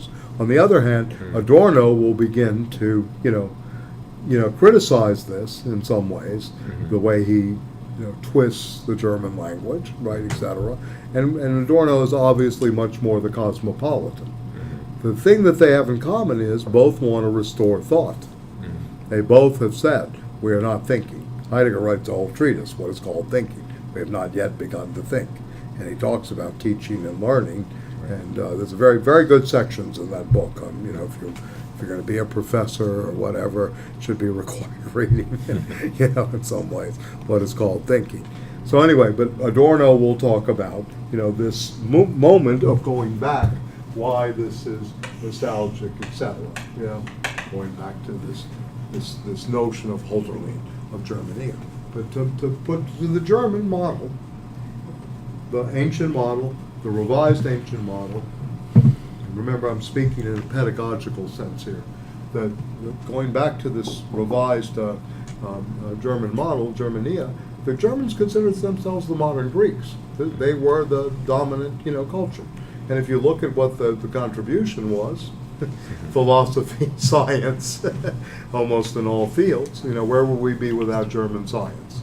Well, we might not have, worried about North Korea, but, yeah, anyway, yeah. So this is a question, right? Where would Marx have come from? And I put this in an essay I wrote. Marx's great thing in the Grundrisse, we're still like children. Before we still are somewhat like children before the statues and the products of this Greek culture. But then he goes on to say, no match. Achilles is no match for the credit mobilier. He goes on, or for Vulcan and Company, I guess it was the weapons manufacturers then.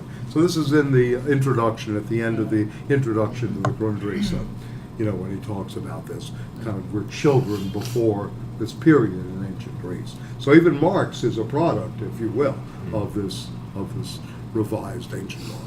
Where do you talk about that? Oh, I talked about that in this piece I did on the Greek boat On the people, boat and then another another place too. I'll remember in a second, yeah. Yeah, he also said the Greeks were the good children. Yes, Yeah, they were of good humanity, children, yeah. opposed- Καλό παιδί, Yeah. right, παιδί, Opposed, pedia. opposed to the Yeah. bad children. Education of the child, pedia. It's a great book by Werner Jager, another person never read in 4 volumes on how you educate the child. What education is, 4 volumes, about 2,000 pages. Yeah, Werner Jager is his name.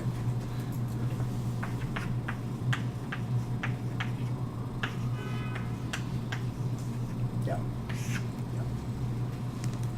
How they lost the war is beyond me. Anyway, the Russians. The other side. But, yeah. The death of Stalin. We're There's a even big more- issue on the death of Stalin. This parody going on in Russia. They won't let it in. But The people Russian have Federation. commented on this, how Yeah. like the first wave of the revolution was very Nietzschean. They were very German in terms of their Oh yeah, well, approach they're all to demolished philosophical. German. Yeah, The it's the Chinese same are tradition. German. It's the Yes, same. of course. In some way, Hitler-Stalin was a fight within the same German, kind of the same. Germania? Yeah, That's Armenian interesting. tradition. Okay, yeah. that's interesting. Yeah. They were That would very. be interesting. There's a certain kind of. Well, you think about Heidegger too. Clinginess. Listen, I'm not Yeah. trying to defend him against these political sensibilities or his actions for that matter.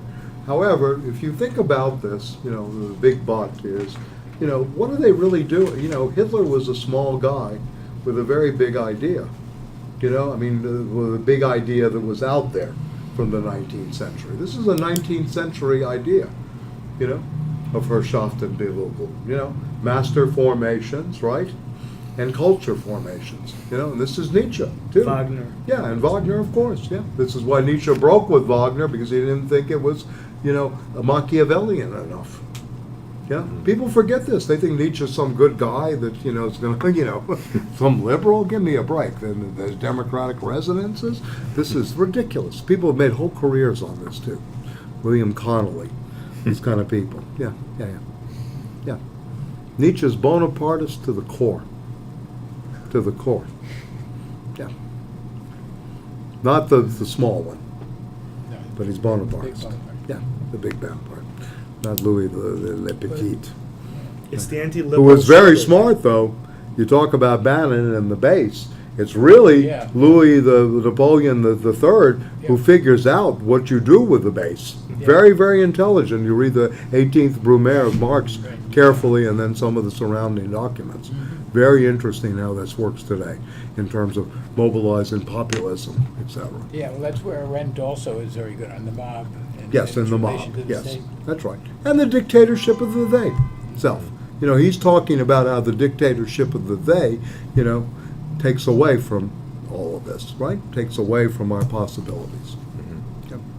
It's always doing that. So anyway, I'll go back to this. I have a lot of thoughts about this in terms of ontology, phenomenology, Adorno's relationship to both of these moments, right? In the name of a kind of materialism, of a kind of Frankfurt School materialism, and we'll discuss this later. I don't Okay. want to upset the reading so much Right. yet. In Sounds some good. ways, and you at least have, most of you in here have some exposure to Adorno's Introduction to Dialectics and other books. The other thing he wrote on Heidegger was Against Epistemology, in which there's an agreement with Heidegger and Husserl, but there's a long argument. It's really more against Husserl's phenomenology. It's called A Metacritique of Knowledge Theory in German, but it's translated against epistemology.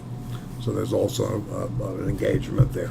But Jargon of Authenticity, which is kind of a front piece, if you will, for that of negative dialectics. Right? But then if you read some of the lectures on Kant and other things, he's loosened up a little bit on Heidegger in some ways, and does so in a different kind of critique. It's not as biting and and at times satirical. Brecht went after Heidegger big time with Benjamin in terms of the German language and how it was being used too. So there's a history here, right, in many ways. Yeah. And of course, as you know, the French defended him ad infinitum. From Bouffray to the meetings with Lacan to the the entire French philosophy since the post-World War II, and even Sartre. I mean, what's Sartre's title? He's going to go over what we're going to go over now, being and nothingness, right? A phenomenological ontology, tremendously influenced by Heidegger. Yeah, tremendously. Yeah, and this was the text that everybody, was kind of educated on, the degeneration of Deleuze, Foucault, et cetera, et cetera. And they all came out of that. Difference in repetition begins really about difference in terms of how Heidegger and Hegel, constitute and conceptualize difference. Right. Yeah. Interesting. Yeah. So this is a very, it's deep, unfortunately, again, in the United States and the academic institutions, and, no one's really to blame, it's just the way it is, but it comes in decontextualized, right?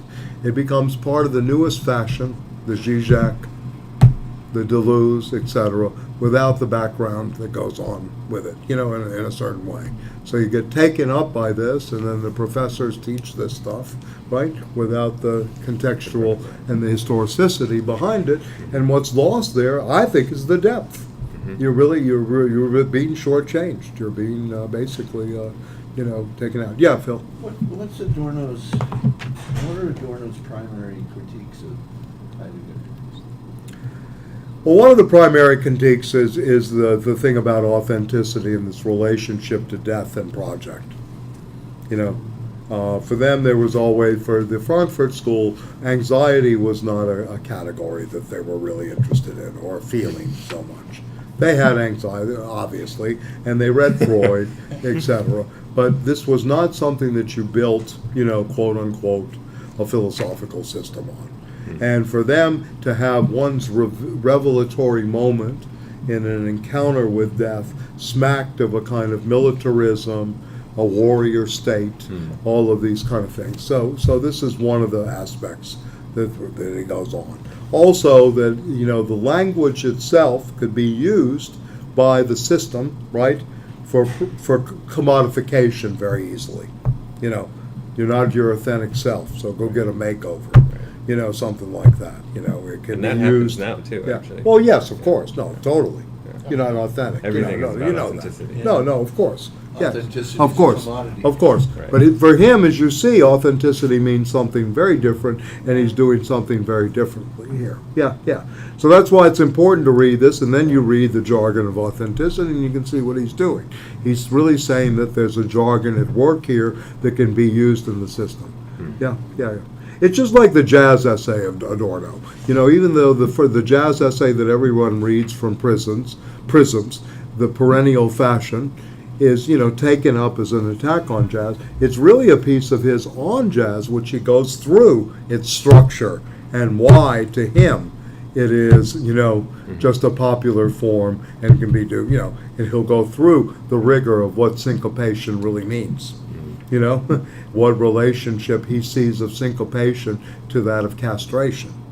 He talks about this, in terms of the early ragtime and the early, jazz music. So he does a much more interesting, fuller thing. But we're always jazz the perennial fashion. And the problem with Adorno, once again, with jazz is he never really listened beyond, since someone brought up Steve Miller, he never really listened beyond Mitch Miller and Glenn Miller in terms of big band orchestras. And, he knew some of the ragtime, he knew some of the early, and the cakewalk music and this kind of stuff. But, forget Mingus, Monk, any of the stuff that he had right to. And he was a friend of Coleman Hawkins. So it's not like he didn't have access or didn't have friends that knew this stuff or around it. I don't think he even listened to Duke Ellington, who in my opinion is a master, and just stayed within. You can write a critical essay on Duke Ellington, how he ended up performing for the, cultural elite in the end. But, very smart. If you listen to Money Jungle carefully, you begin to see tremendous subversion there when he's with Mingus and Roach. I mean, you start listening to what he's doing there. And really, it's, in my opinion, a tribute to Monk, that he's doing there. So anyway, but again, Adorno, both of them would agree, although this is the category you'd have to use, I think, is regressive hearing. But For Heidegger, we're not hearing. We're not hearing the call of being. We're not hearing the Zorga. We're not hearing the conscious. You know, Merleau-Ponty once said, philosophy is the conscience of history. A nice proposition to work with. Philosophy is the conscience of history. So for Heidegger, we don't really hear this. In Adorno, we are not attuned enough to serious music. And as you know, Adorno was doing this high-low distinction, right? There's serious music and then there's the rest. Serious music equals who? Mahler, Bach, Beethoven, Brahms, you know. So, right? Schoenberg, Alvin Berg, his professors, Weber. Right? So, he hated Stravinsky. Too much Dionysian. The rites of spring. And you can see the competition going on. The Russian that becomes very well accepted in the West. And, yeah. I don't know if he wrote on Shostakovich, Dmitri Shostakovich. But anyway, this is a category one could talk about. What does regressive hearing mean? To both of these. Or what does hearing mean? Adorno does a piece on regressive hearing. Yeah, on regressive hearing. And like I put up earlier today, this is an interesting essay to begin with too. Education After Auschwitz, on the personalities types. On the personality types that are created. Going back to how does the police state emerge? And we're more and more every day. None of the faculty I've mentioned, how many times I've mentioned in union meetings about these closing of the gates here at LIU? Never used to have it open. Like the Afghani, Taliban's going to walk in. And they're going to stop it. Yeah, and they're going to stop them. That's another good point. That's a better point. They're going to walk in. They're going to stop it. Ain't going to stop. Mullah Omar, huh? So anyway, yeah. How did we get to this police and surveillance state? What are the types that are engaged here? Yeah. All right. So so let's go on. I did bring, by the way, Aristotle's physics, and if anybody has the chance, it will deepen again. Some of the thinking of the note on the note. The note on. Footnote on section 82. I think it's page 409 if I remember, 410 if I remember correctly. So chapter 10 is on time, is Aristotle on time. And it begins well, but after what has all been said, the next thing is to inquire about time. This is Aristotle. So you see where Heidegger gets it from after 9 chapters. Right? And this is in the thing. And he'll talk about arbitrary time, time and parts, part measures, boundary between part and future, past and future, all these things. So this is important. It's the second chapters 10 through, I think it's 14, yes, 14 in book 4 of the physics. Book 4 of the physics. Going to smoke? No. Okay. Anyway. All right, so let's go on. Okay, any questions at this point? I'm sure there are plenty, but yeah. Again, I just emphasize we've done the propedeutic. We've done the preparatory. This is all preparatory. Half the book.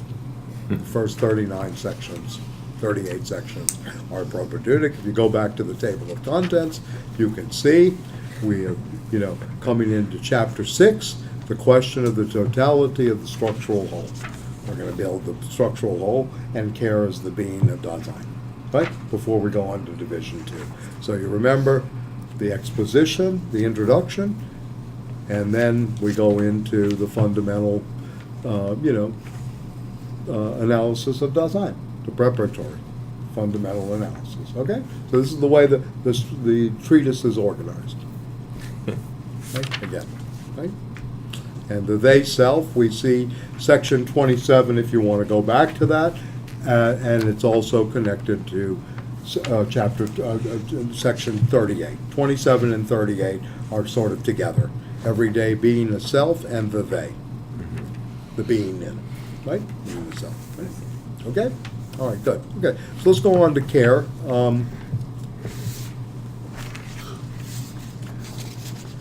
So, care is the being of Dasein, and remember in the earlier in the course, I distinguished between the care, concern, and solicitude in the German language. One is Sorge, this is the foundational, right? Besorgen is concern, and then Vorsorge is solicitude. These are the three things. These are ontological significant, and they're not about psychologically significant. Okay? These are ontological categories. Sorge.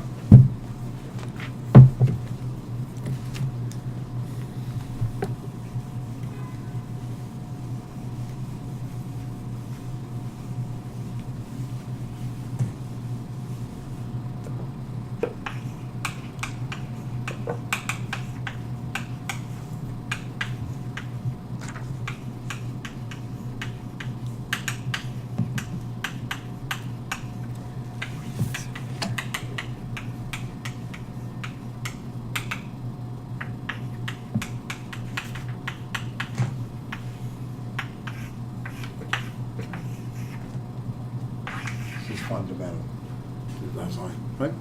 But you have the three parts.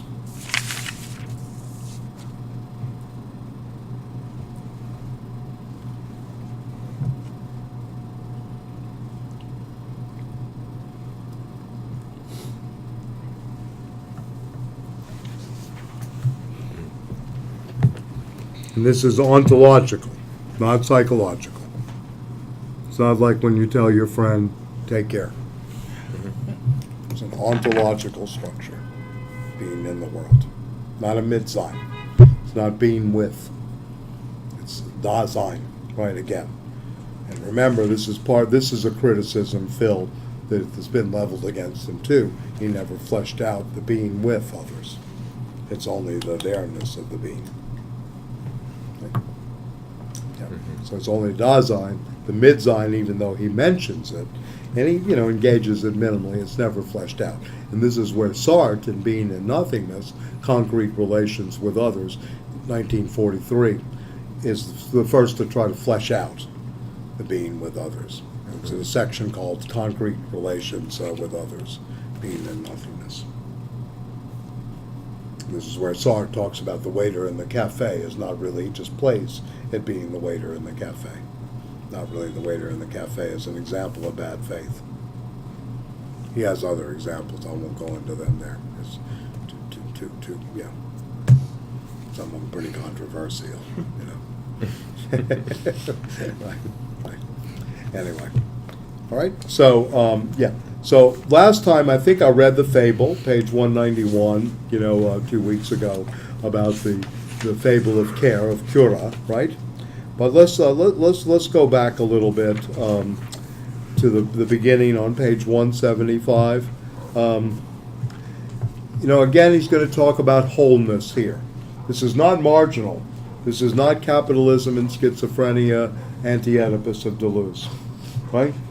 There's quite a long journey here. This is about wholeness of Dasein and Dasein for Deleuze and Guattari, and even for Lacan. There's no such thing as wholeness. For Heidegger, yes, at least in the early Heidegger. Okay? Being in the world is a structure. So again, the being in on the diagram, right?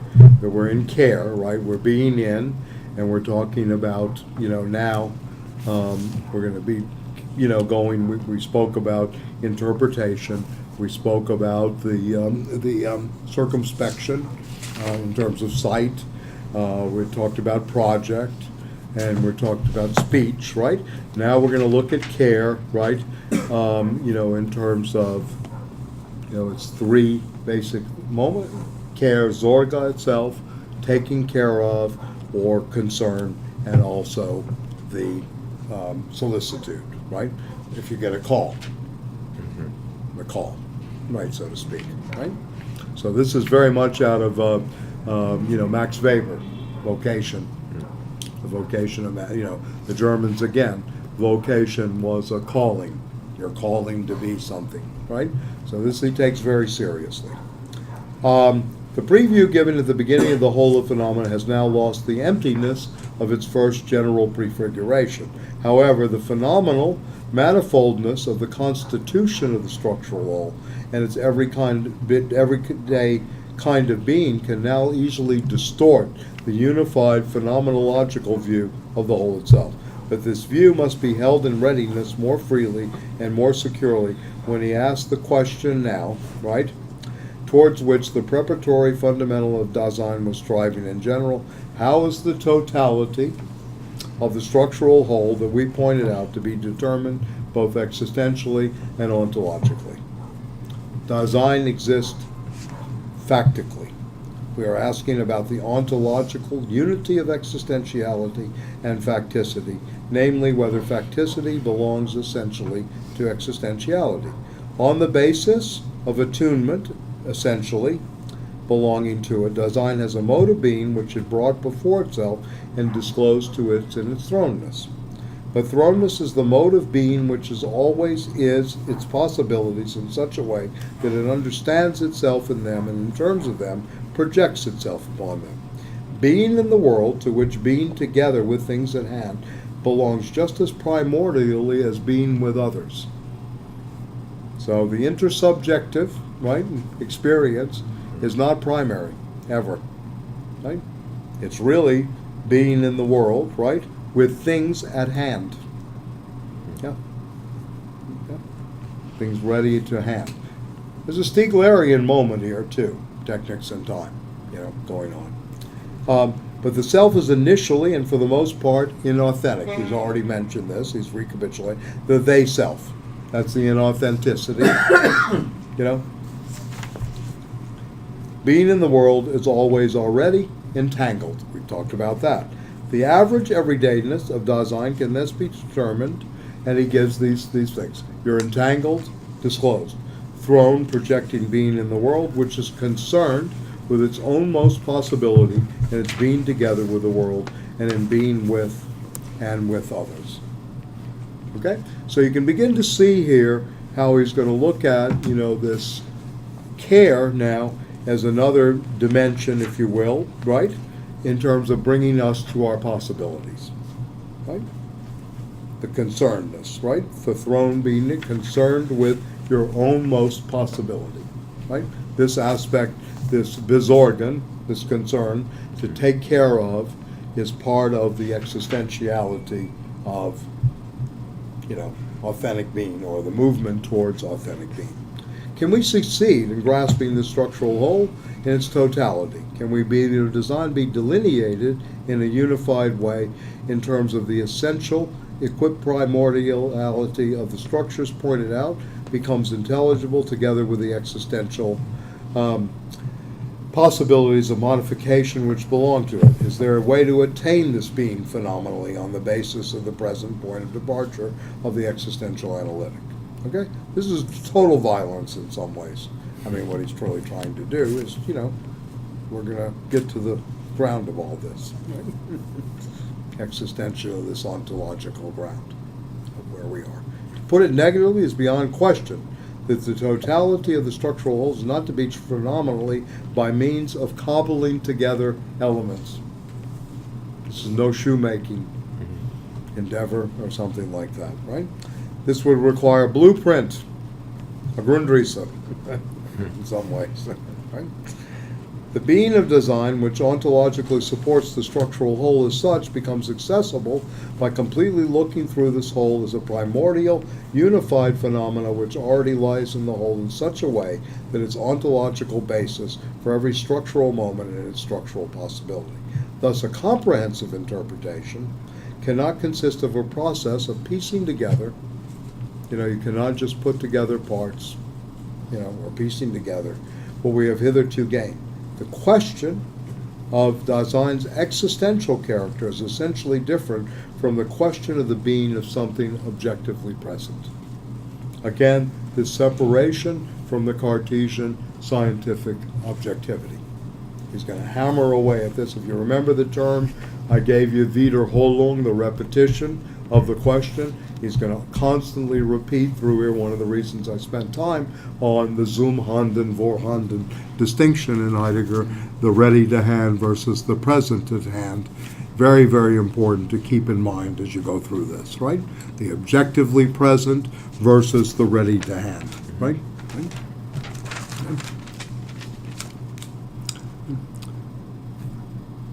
So thus becomes that it is the ontological basis for every structural moment and structural possibility. Okay? The question of Dasein's character is essentially different from the question of being something objectively present. Everyday experience of the surrounding world, and you can think of yourself in this kind of context, right? Which is directed ontically and ontologically towards interworldly beings, cannot present Dasein ontically and primordial for the ontological analysis. Similarly, our immanent perception of experience is lacking an ontologically sufficient guideline. On the other hand, the being of Dasein is not to be deduced from the idea of human being. Again, going against the biological, if you remember, when we were looking at fundamental versus foundational ontology, what he's doing with the disciplines, biology is one of the divisions, right? Not primary. Can we gather from our previous understanding, right, interpretation of Dasein, what ontological access to itself it requires from itself as an appropriate one? An understanding of being belongs to the ontological structure. In existing, it is disclosed to itself in its being. Attunement, understanding, constitute the kind of being of this disclosedness, right? Yeah. Is there an understanding, attunement in Dasein, in which it is disclosed to itself in a distinctive way? If the existential analytic of Dasein is to maintain a fundamental clarity about its basic ontological function, then in order to accomplish its preliminary task of setting forth the being of Dasein, it must search for the most far-reaching and most primordial possibilities of disclosure, which lie in Dasein. This kind of disclosure which brings before itself must be such in that Dasein becomes accessible to itself as simplified in a certain way. Together with what has been disclosed to it, the structural whole of the being we seek must then come to light in an elemental way. So very simply put, this Dasein becomes the interpreter of being, right? It has rendered itself transparent in order that it may interpret being. Okay? So he's setting it up. I'm going to skip over to 177, first paragraph. Like any let me just do this before that. About 4 lines from the top of 177, as a possibility of the being of Dasein together with the Dasein itself disclosed in it, anxiety, here we go, provides the phenomenal basis for explicitly grasping the primordial totality of being of Dasein. Its being reveals itself as care. So in its your anxiety, what is revealed to you is being as care. The ontological development of this fundamental existential phenomena demands that we differentiate from phenomena which must first seem to be identified with care. Such phenomena are will, these are all psychological categories for Heidegger, wish, predilection, and urges. Right? Very good, huh? Care cannot be derived from them because they are themselves founded upon it. So it's not psychological, it's ontological. And Zorga is the ground on which the being rests. Right? So your wishing, your willing, all these things, your urges, etc., are all secondary phenomena to the general, to care. Right? I see. All right? You guys got, yeah? All right? This is important because care is at the base, is the basis for going forward. And it's anxiety in which reveals this care, this Zorga. Right?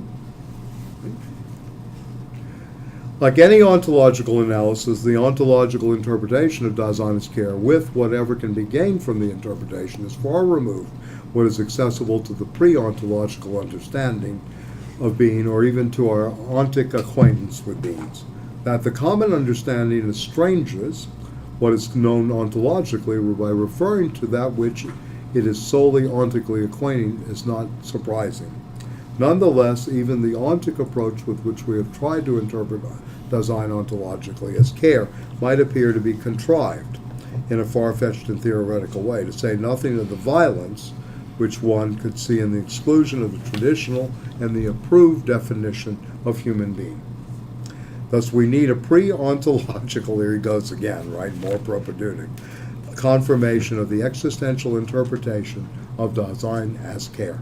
This lies in demonstrating that as soon as Dasein expressed anything about itself, it has already interpreted itself as care, even though it had only done so ontologically. So you're always interpreting in the world from the structural totality of care. Right? And when you say, I will, I wish, this is one of my appetite, the appetitive soul, desire, all of these things are part of the structure, fundamental structure of care. So unlike Freud, inhibition, symptoms, and anxiety, for Heidegger, it's care, anxiety, and disclosedness. Or anxiety, care, and disclosedness. Right? If you want to rewrite texts, during this period, instead of the inhibited, right, in a way, right, and the symptom and the anxiety that it inhibits, right, and in Freud, the bedrock is castration anxiety. The bedrock for Heidegger is existential anxiety. Death. Yes, death, being towards death, which is fundamental. Right? So the resistance of psychoanalysis, or some psychoanalysis, came in the form of existential psychoanalysis, that you begin treatment, if you will, with a patient in order to make the patient whole, if that's possible today. You would begin with that being towards death. What is the resistance to dying? Not only the awareness, but somewhat of the experience, right? That mortality becomes present in one's life. Not that you've got a terminal disease, or that you're struck, by, something that's life-threatening. That's not the issue. The issue is that, as Thelonious Monk was asked, what's the meaning of life? He said death.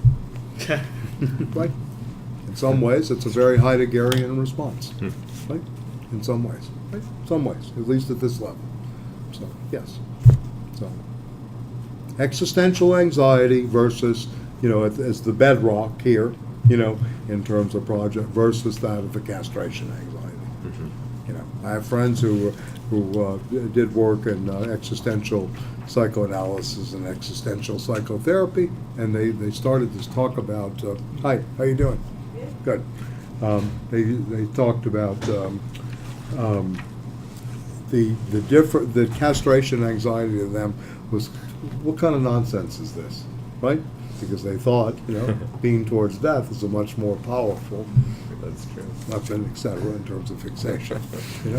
I'm gonna be castrated, But when you think about this Yeah. institutionally, when you begin to think about castration anxiety institutionally, it's true in some ways, because everybody's not really fear of death; they're fear of being cut off, in some ways. It's interesting. We can talk more about this, but so anyway, the Freudian model was not built upon being towards death. The model was built on castration anxiety, right? And the thallus, of course, right? Right? So, whereas in the Heideggerian thing, so you have a difference between the existential anxiety, dread, being towards death, and that of psychoanalytic fear, right? Right? And that anxiety, inhibition, so they're usually based into the neurosis, which comes out of, sexual, as an etiology, this neurosis, of course, and sexual dysfunction or sexual, like love objects or whatever, displacements and all these kind of things. I'm not putting down the Freudian at all, or the Lacanian in this sense. Well, yeah, Lacan, Freud- yeah, go ahead, I'm Yeah, listening. initially I'm just also- trying to provoke. Yeah, they had the old concept of actual neurosis, Yeah. or the immediate or current neurosis, which came right from the damming up of instinctual drives rather than going through the superego and all that. sort of fell by the wayside, the actual current neurosis, immediate one. But that was another source of anxiety, was simply damming up the drives.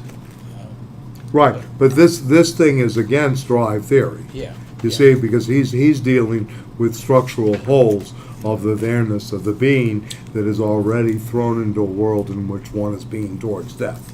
So there are no drives or psychological categories for Heidegger, such as the will, such as, Even the death drive would be a sociological. The joke is Lacan is driving with Heidegger in his Jaguar in Paris, and Mrs. Heidegger, Elfriede, and Sylvie Bataille Lacan are in the back seat.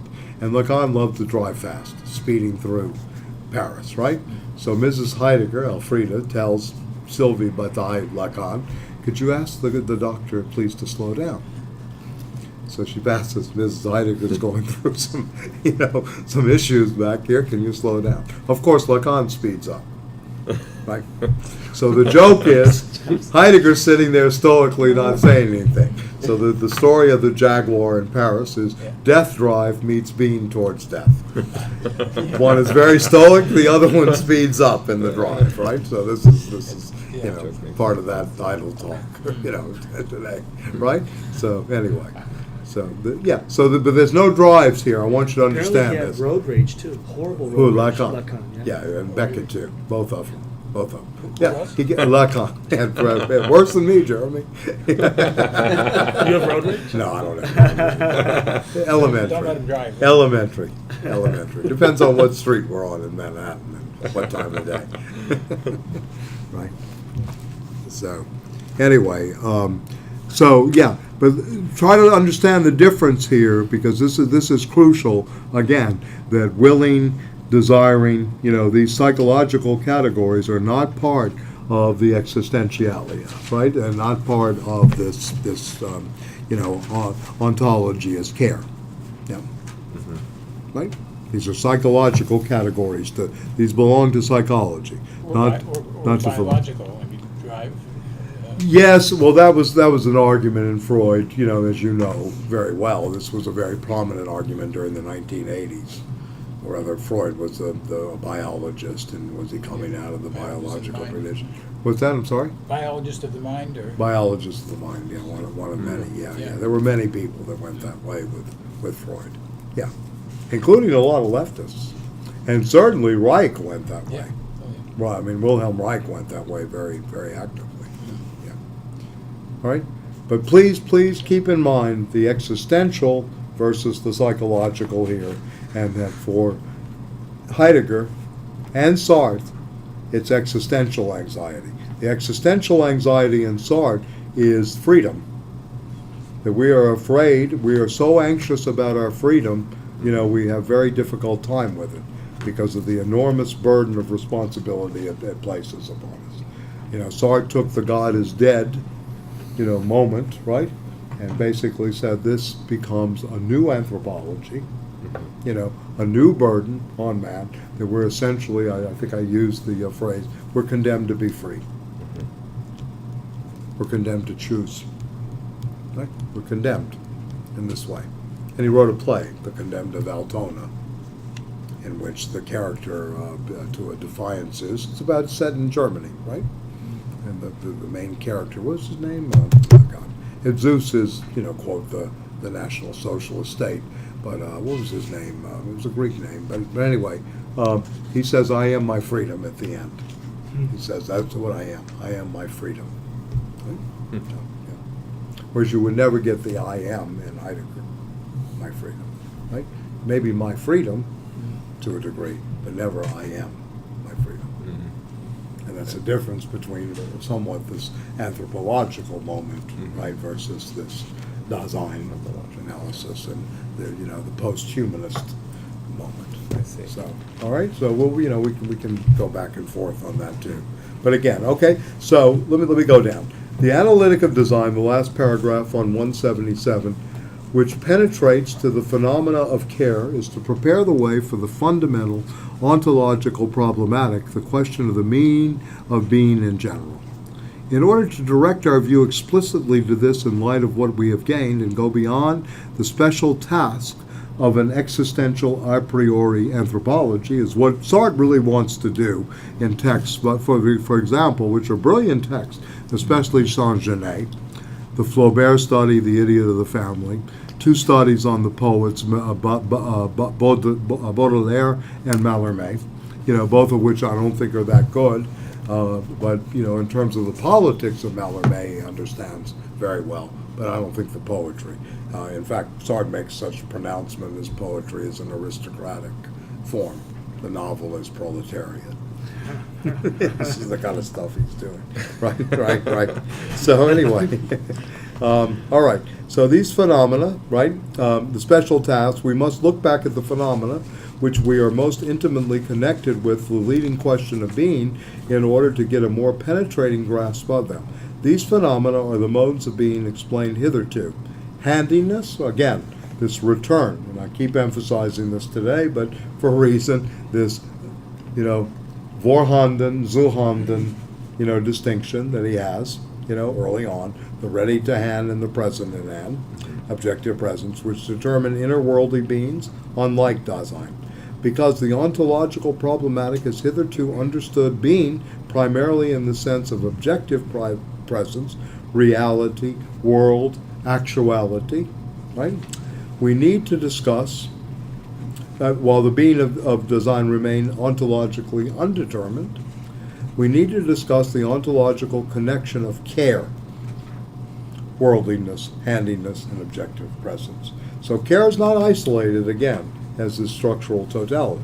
Relationship to anxiety, yes, discloses it, but at the same time it has a relationship to the things that are ready to hand, the things that are present to hand, right? Okay? Once again. Thoughts, questions? No? And objective presence he calls reality. Objective presence. And this is a term of scientific logic and scientific rationality, right?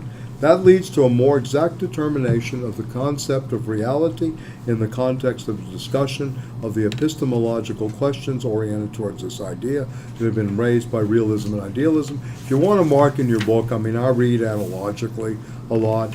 You can go to the section, you can put a note there, go to section 43, page 193. Because he's going to engage the realism, idealism thing.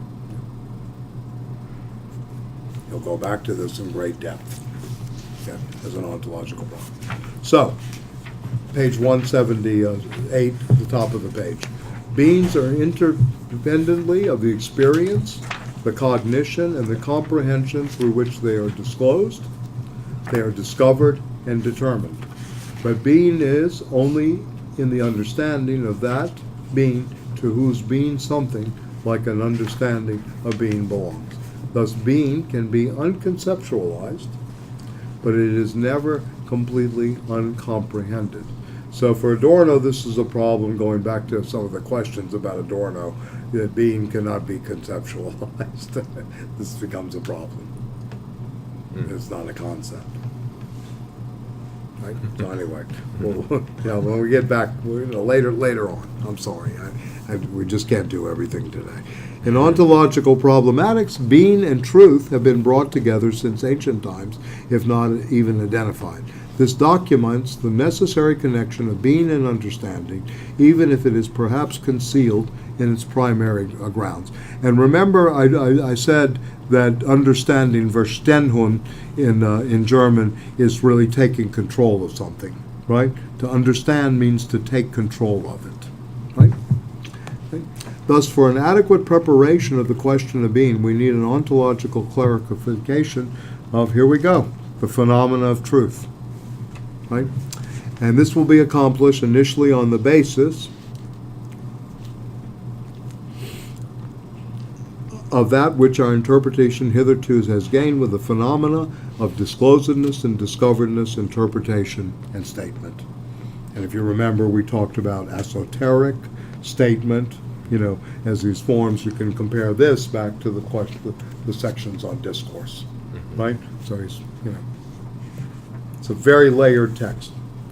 For that reason, this is a work of art. Whether you like the kind of art is another story. That's a question of taste and judgment, whether it has political, thing. But it is a work of art. It's so beautifully layered, Yeah. So, I mean, to me, I can hear people yelling at me, work of art. What is, you think he's like Marinetti, maybe he is like Marinetti in a way, I don't know. It still is art, right? Not really, but he's not like Marinetti. He didn't like speed. Well, the speed. He didn't like speed. No. Heidegger. Heidegger hated automobile, speed. Slow down, man. Take it wants slow. to go. You know what care, Besorgen, the concern and the care and the solicitude? You can sum it up in one everyday slogan. Take it slow. They criticized Take Wagner. it slow. Very important to remember that. Take it slow. Hmm. And Virillo, Speed and Politics, or any other? Yeah. He has, Paul Virillo has a very good, section on speed and politics. And it's a Heideggerian. He says, whole take is Heideggerian. That's He's a interesting. very, very active reader of Heidegger. Yeah. Worked for the War Ministries Board in Paris many years. Yeah, what were we going to say? Oh about no! the- And just Wagner. they asked Wagner, since we mentioned Wagner, like they said, why is your the opening of your long opera, The Ring, which is a 4 opera. Yeah, right. He says why Siegfried without knowing. why it. do you have one chord for like 24 minutes in the beginning? Right. And he said, well, it's the Rhine flowing, But he said you have to look at the scale of the whole opera. It's a 12-hour opera, so the overture is one chord for 24 minutes. There you go. That's Okay. So, the conclusion of the preparatory analysis has as a theme. So we're in the conclusion of the propedeutic, right? Has, right? Has. I thought we were a couple. We were sort of, but I forgot to put in we never the reached structural anxiety and care and truth. The new triad is, anxiety, care, and truth. Right? We've gone from attunement, interpretation, right? Understanding, attunement, interpretation, and falling prey, now to care, right? Anxiety, care, and truth, right? All right. So the fundamental attunement of anxiety is a distinctive disclosiveness. So section 40, if you want to mark again in the beginning, this is really crucial for an understanding of angst. This is really where existential angst plays out. And I don't know, most of you probably know action painting, abstract expressionism. It was called action painting, and the key word was angst. Right? Remember? I mean, this was the whole abstract expressionist movement. From Ad Reinhardt to Stella, to even earlier, with, de Kooning and, the forerunners, right? This. So, this was Harold Rosenberg, The Anxious Object. Remember that book? He had Very a good. conflict He with Greenberg, argued too. with Clement Greenberg. That's correct. Very, very interesting. Yeah. Yeah. Okay? So this plays out in the art world very, very actively. And remember, the painting, which the two paintings certainly The Shoes of the Peasant, Heidegger, The Origin of the Work of Art, which is, again, worth looking at. Again, origin is a bad translation of Ursprung, which means how it emerges or springs forth, these shoes, right, is another way. Now, I don't like Jameson's reading of that. It reduces it to the peasant, struggling against the earth and all this. That's an element of it, but he reduces it only to the proletariat or the peasant and the, Anyway, yeah. I think Heidegger's still richer in terms of the interpretation, the fourfold. Yeah. What about this? Who's the Marxist critic that? Meyer Shapiro. Yeah, he goes that. Yeah, they go into it about those shoes, right? Yes, they do. They do. Yeah. And Derrida's, if you're really interested in this, Truth in Painting is a response to Meyer Shapiro's work on Picasso in particular. Yeah. Very good book on Picasso, by the way, Meyer Shapiro. Yeah. And its history. Yeah.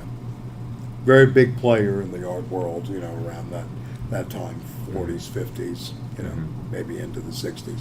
Greenberg had his cult because, Rosalind Krauss, the October crew, kind of came out of Clement Greenberg stuff. And a criticism of him, too, Yeah. She was more with the sculptor, Robert Morris, obviously.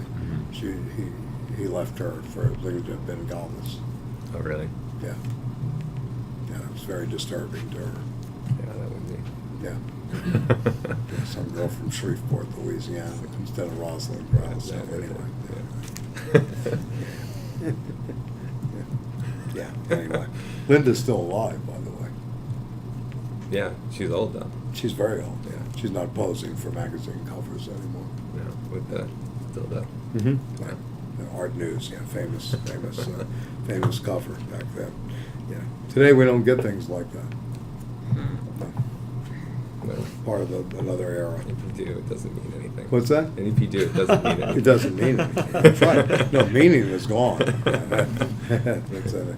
So anyway, so with the being of design is care, anxiety is disclosing, careness, and then the pre-ontological self-interpretation of design, etc. So let's go through the section on anxiety. This is a very good section, and then I'll do something on the truth, right? And then minimally on realism and idealism, and then maybe I don't know if we'll have time, but we'll try to go to the section on time. But it gives you it gives you some datable clock time to devote to reading section 75 to 83 for next week. Especially try to get into it somewhat. Be within time. With Heidegger in some ways. Okay. One possibility of being of design is to give ontic information about itself as a being. Such information is possible only in the disclosedness. Can you imagine going to the therapy session? I'm here with my ontic information. What the therapist will do. That's why Lacan had short sessions. Yes, he did. No, he's good at that. Yeah, No yeah. ontic. Yeah, no ontic today. Only ontological anxiety, like existential anxiety. All right. So, anyway, only in the disclosure belonging to design which is based on attunement and understanding. To what extent is anxiety a distinctive attunement? How in anxiety, and you begin to see the pattern developing, I hope, right? The attunement, the understanding, the falling prey, and now we're getting to anxiety, right? He's really building this structure, very, very interesting. You're not going to have any anxiety unless you know the attunement. You're going to be totally unaware of this angst without, the attunement, the understanding, and how you fall in prey. That's good, yeah. We take our point of departure from the concrete analysis of entanglement carried out in the last chapter. So again, the falling prey, right, attunement is playing out here. The absorption of Dasein in the they and in the world taken care of reveals something like a flight. And this is interesting, and I know, Jeremy, you've written on flight. This is where the term begins, flight from self. I know lines of flight in Deleuze, right? Like a flight of Dasein from itself is an authentic potentiality, the being itself. Now, I know you're right about the line of flight with George Jackson. You can invert this, right, in some ways. And Deleuze's lines of flight is also, choosing the new weapons, right? But it's also at the same time, again, maybe a flight towards, if you will, a line of flight towards authentic possibility. So there's an inversion of the Heideggerian moment here. But the flight from self becomes a prominent thematic during this period, right? Okay? The flight of the phenomenon of flight from Dasein from itself in an authenticity seems, however, to be least appropriate to serve as a phenomenal foundation. Right? We're not going to use this as the foundation. In this flight, Dasein precisely does not bring itself before itself. In accordance with its own most trait of entanglement, this turning away leads away from Dasein. But in investigating such phenomena, our inquiry must guard against conflating ontic existential characteristics with that of ontological existential interpretation, and must not overlook the positive phenomenal foundations provided for this interpretation by such a characterization. It is true that existentially, The authenticity of being self is closed off and pushed away in entanglement. But this closing off is only the privation of a disclosedness which reveals itself phenomenally in the fact that the flight of Dasein is a flight from itself. Okay? That from which Dasein flees is precisely what Dasein comes up behind. Okay? Only because Dasein is ontologically and essentially brought before itself by the disclosedness belonging to it, can it flee from that from which it flees. Yep. Of course, is in this entangled turning away that from which it flees is not grasped, nor is it experienced in a turning towards it. But in turning away from it, it is there and it's disclosed. So, in terms of the George Jackson, the flight according to Heidegger would be the disclosure of the Soledad prison, the guards, all of these kind of matters. You can begin to build a dialectic out of this existentiality. You want to say something? No? Okay. I thought you were going to bring up Jonathan in the courtroom. the brother, unfortunately. Yeah. Okay? On account of the character of being disclosed, this existentially ontic turning away makes it phenomenally possible to grasp existentially and ontologically what the flight is from. Okay? What the flight is from. Within the ontic away from, which lies in turning away, that from which Dasein flees can be understood and conceptualized by turning toward in a way which is phenomenologically interpretive. No? So look at what's going on. In a certain way, there's a kind of topology going on, a directional, meaning right here, in order to get us to the point of interpretation. How can we really interpret this flight, right? And in Deleuzian language, the line of flight. Right? It's an interesting section as well. In terms of how it's been worked out. I'm not sure he took it all from here, but, lines of flight comes from somewhere. The line is obviously Junger on the line, and Junger wants to cross the line. Heidegger wants to examine it phenomenologically, interpretively. So this whole the being question of 1947 when they're friends is playing out actively in Deleuze and Guattari on the line and the nomadic thinking. So it's important to keep in mind. Okay, therefore, thus the orientation of our analysis towards the phenomena of entanglement is not condemned in principle to be without any prospect of ontologically experiencing something about the Dasein disclosed in that interpretation. Contrarily, or on the contrary, it is precisely here that our interpretation is the least likely to be surrendered to an artificial self-conception of Dasein. It only carries out the explication of what Dasein itself discloses ontically. The possibility of penetrating to the being of Dasein by going along with it and pursuing it interpretively in an attuned understanding increases, the more primordially the phenomena is which functions methodologically as disclosive attunement. To say that anxiety accomplished something like this is only an assertion for now. So he's going to go on to break up that assertion to make it the case that at the bottom we are mere anxiety. At bottom. Mere anxiety. I'll leave on that note. Are you? Why you have to leave? Yeah, I have, unfortunately, I have an appointment with them. I was just joking. But Oh, okay. You're going to leave on mere anxiety? Seems like an appropriate. It's appropriate time. Yeah. If I stay, there'll be more anxiety. Yeah, they maybe will. Yeah. Okay, well, thank you for coming, David. Okay. Yeah, We'll see you. I'll spend the whole time next time. Okay, no problem. We'll be here next week. And my book. Yes, I'll bring your book. Oh, yeah, I won't forget. I'm sorry. You like these love affairs, huh? Yeah, it was really good. Okay. Very interesting. So. The book is on Heidegger and Arendt's Yeah. long-term relationship. Yeah, back and forth. Okay. So long, Okay, everybody. all right, enjoy. Okay.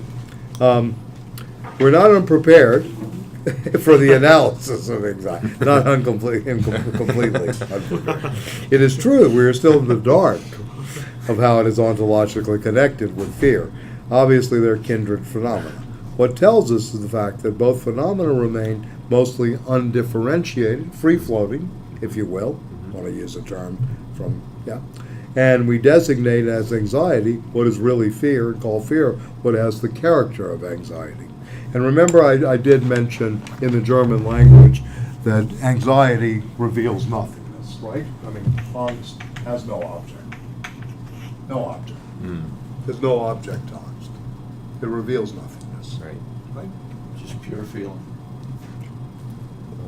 More than that. Yes, more than that, yeah. Yeah. Whereas Furcht, right, you have an object, right? Of something. You have something on the other hand, an object. So it's an object-driven world. It's part of the present to hand. The objectively present is fear. That's when it goes down, right? Whereas anxiety is a deeper, yeah, for Heidegger. Right? Now in English we say we're anxious. That usually means, at least to Heidegger, we're fearful of something. We're, you know, yeah. I see. Right? When we say we're anxious.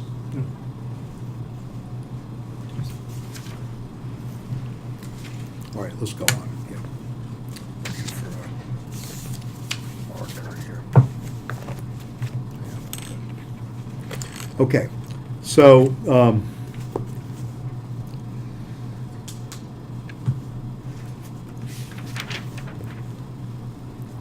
obviously, again, what tells us the fact phenomena most is what we really fear. We'll show up to penetrate, right, this phenomena step by step.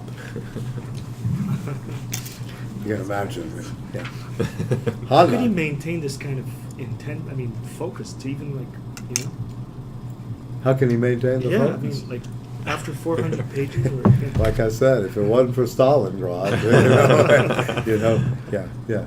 No, it's something about this character and the disciplines, Slow-moving the disciplines thought, and the slow-moving thought, and the years of study. I mean, this is someone that's reading on the manifold senses of the word being in Brentano when he's age 21 and studying it every day, and someone that's reading Aristotle very early and writing histories of the concepts of time in his early 20s. So, I mean, this is a very long discipline, and also part of the school system, into which they were thrown. And this is also Jesuit, theological training that was going on too. Early on that this was something very much disciplined in him. But obviously he had one question his whole life, and he stayed with it structurally, and even after the turning, it still was the question of being, or the question of being as time, And he said that a thinker only has one real thought, right? Yeah. So this is very yeah. And you have to remember, 600 pages with the lectures just on Plato's Sophist. So he's taking these Greek texts and delayering them in such a way. I mean, I think this is why the Heidegger-Derrida relationship is very important, because Derrida's lectures were very much structured like Heidegger, this kind of delayering and this deconstruction, always going through step by step by step and just seeing more and more in it. It wasn't close reading like in the Straussian sense. This was undoing these layers in the text, right? In a very different way. Yeah. I mean, Derrida was better in terms of obviously the politics and what was marginalized, what was in the margins, and there's something to be said for that. And I don't want to rank them or show. I think they were, they can cohabitate in a very active and productive way in terms of their resources. In the lectures that Yeah. I've read so far, Derrida puts a lot of emphasis on Hegel in reading Heidegger. Meaning that you read Heidegger through a Hegelian lens? And how would that, yeah. Well, he's talking about time and history, and he's comparing the Hegelian sense of time. Oh, you're talking about Usia and Grame and a note on being in time? The book, the lectures. The republished lectures. Derrida is. Oh, on Heidegger back in the 60s when he was well, a young he's man? writing about Heidegger in Being and Time. Right. I see. Heidegger and history and Being and Time. I see. Okay, so these are the new stuff that's come out, early lectures of Derrida before the publication of De la Yeah, they are Grammatologie. early. And yeah, it's 1964 or 5, you know. I didn't Yeah, check the yeah, date. I think they're around then. Okay. But I mean, I don't understand how one would go through the prism of Hegel, you know, preparatory of I'm the only on lecture existential. 1. Okay, no problem. I mean, yeah. Okay, I'll take a look at them. I'll get the, yeah. That interests me. Okay. I'll bring the book. All right, Next time. great. But you don't have it on Kindle? You bought it in No, hard copy? I had to buy a You are a real- Deridian. Oh, I had to Chris, buy I a mean, real now I book. see this love at a distance at work. Yeah. Yeah, okay, yeah, good. You got the book. All right. You couldn't get it on Kindle, huh? That's right. All right, good, all right. Okay, let's go on about anxiety. I know this is a flight from, No, but anyway. exactly. Thus, the orientation towards the phenomena of entanglement is not condemned in principle to be without any prospect of ontologically something about the design discovered, right? Okay, it's precisely here, interpretation is the least likely to be surrendered to an artificial self-conception of Dasein, right? The possibility of penetrating, I'll go back to where I was, of penetrating to the being of design, but going along with it and pursuing it interpretively in an attuned understanding increases the more primordial that phenomena is, which functions methodologically as disclosive attunement. To say what anxiety accomplished something like this is only an assertion. So let's go on past the assertion. What tells us is the fact that both phenomena, the kindred phenomena of, fear and anxiety, is that both phenomena remain mostly undifferentiated. And that we designated anxiety, which is really fear, and we call fear, which has the character of anxiety. We should attempt to penetrate by this step. Okay, now back to Verfallen. The falling prey of Dasein to the they and the world, taken care of, we call the flight from itself. Right? When one gets into the dictatorship of the they. One becomes Rome. But not every shrinking back from, not every turning away from, is necessarily a flight. Shrinking back from what fear discloses, from what is threatening, is founded upon fear and has the character of flight. Right? Our interpretation of fear as attunement showed that what we fear is always a detrimental interworldly being approaching nearby from a definite region which may remain absent. In falling prey, Dasein turns away from itself.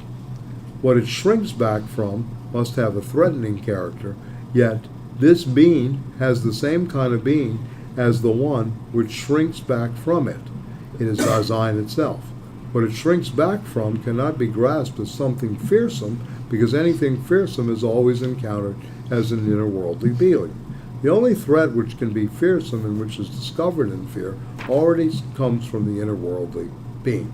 The turning away of falling prey is thus not a flight which is based on a fear of interworldly beings. Any flight based on that kind of fear belongs still, yes, to turning away, as turning away precisely turns towards interworldly beings while absorbing itself in them. The turning away of falling prey is neither based on anxiety, which is in turn is rather based on anxiety, which is in turn first makes fear possible. Okay? So before there's fear, there's anxiety. Anxiety again at the root, right? Not at the, In order to understand this talk about the entangled flight from itself, we must recall that being in the world is the basic constitution of Dasein. That about which one has anxiety is being in the world as such. How is what anxiety is anxious about phenomenally differentiated from what fear is about? What anxiety is about is not an interworldly being. Thus it essentially cannot have any relevance. The threat does not have the character of a definite harmfulness, which concerns what is threatened with a definite regard to a particular factical potentiality for being. What anxiety is about is completely indefinite, Hmm. right? This indefiniteness not only leaves practically undecided which inner-worldly being is threatening, it also means that inner-worldly beings in general are not relevant. Nothing which is at hand and present within the world functions as that which anxiety is anxious about. The totality of relevance discovered within the world of things at hand and objectively present is completely without importance. It collapses into itself. And the world has the character of complete insignificance. And anxiety, we do not encounter this or that thing which is threatening, could be relevant. Thus, neither does anxiety see a definite there or an over here from which is threatening approaches. The fact that what is threatening is nowhere characterizes what anxiety is about. Anxiety does not know what it is anxious about. But nowhere does not mean nothing. Rather, region in general lies therein, and disclosure of the world in general for essentially spatially being in. Therefore, what is threatening cannot come close from a definite direction within nearness. It is always there and yet nowhere. And Very going back to, dialectical. yes, it is very dialectical, and it's also the Godard film. Who saw Here and There? You guys were watching it, right? The Godard film about the Palestinian and then watching the TV, Oh, yeah. at home in Lots of 72, anxiety, 73, actually. right? Yeah. Yeah, right, Mhm, right? definitely. Good. It is so near that it is oppressive and takes away one's breath, and yet it is nowhere. Okay? So this is important. In what anxiety is about being a key phrase, it is nothing and nowhere becomes manifest. The recalcitrance of the inner worldly nothing and nowhere means phenomenally that what anxiety is about in the world is such. The other significance which makes itself known in the nothing and nowhere does not signify the absence of world, but means that inner worldly beings in themselves are so completely unimportant that on the basis of this insignificance of what is inner worldly, the world in its worldliness is all that obtrudes itself. Who cares? Bob Dylan, I used to care. Times have changed. Right?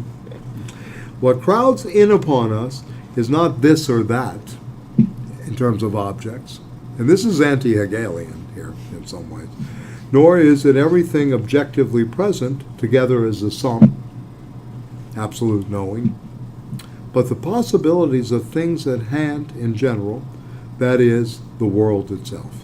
When anxiety has subsided in our everyday of talking, we are accustomed to say, it was really nothing. Okay? Really nothing. This way of talking, indeed, gets at what it was ontically.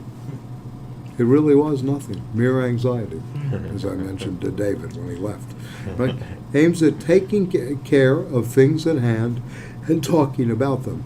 That about which anxiety is anxious is not inner worldly things at hand, but this not anything at hand, which is all that everyday circumspect discourse understands, is not completely nothing. Right? And you can see the beginning of the old Parmenidean thing. Why is there something rather than nothing, Right. which he opens the introduction to metaphysics with. Right? Interesting. The nothing of handiness is grounded in the primordial somethingness in the world. Stiegler right here.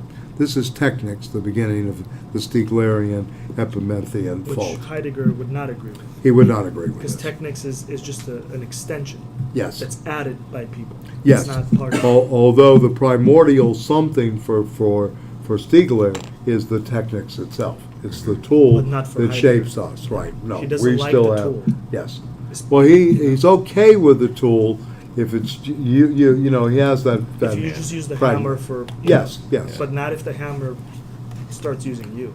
Yes, or the hammer becomes part of objective presencing, if you will, or becomes part of the character of the present at hand. And Isn't takes that only like the a- present at hand. He's talking about, again, the ready to hand is always different than the present to hand. Isn't there a meeting point here with Marx's ideas? Oh, It's yeah, sort of like course. I mean, it's very Yeah, yeah, interesting. yeah, yeah. Well, this is Critique the of- work. This of- is the work that Jean-Marie Vincent undertakes. We don't read him in this country, but he did a whole thing about this and alienation and the use of tools. You see this in Ivan Illich, tools for congeniality, the person that wrote Medical Nemesis and other things, who was a very early, critic of the medical care system, right?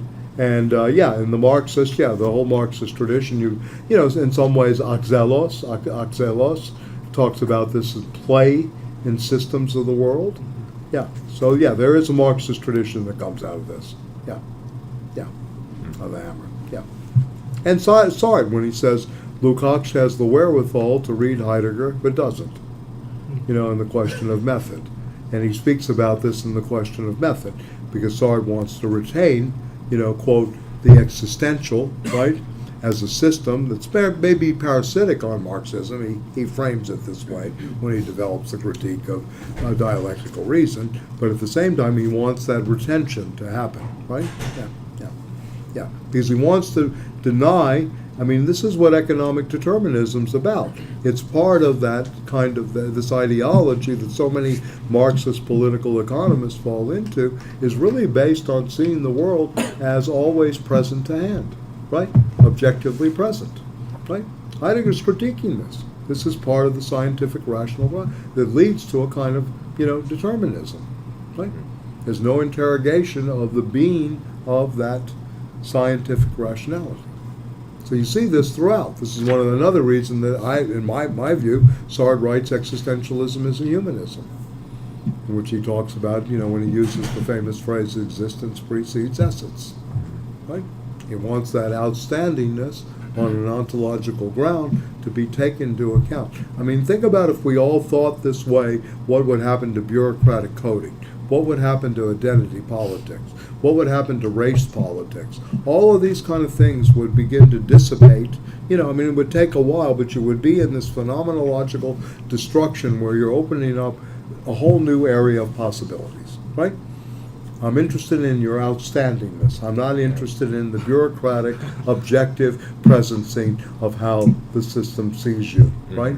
That you're black, white, this, that, etc. Right? Anyway, No? Well, yeah. No, It's all right. I totally agree I can with that, take but it. It's really the desire for predictability that, that's what we're fighting against. Well, I forgot with Karatani, the next mode is the mode of prediction.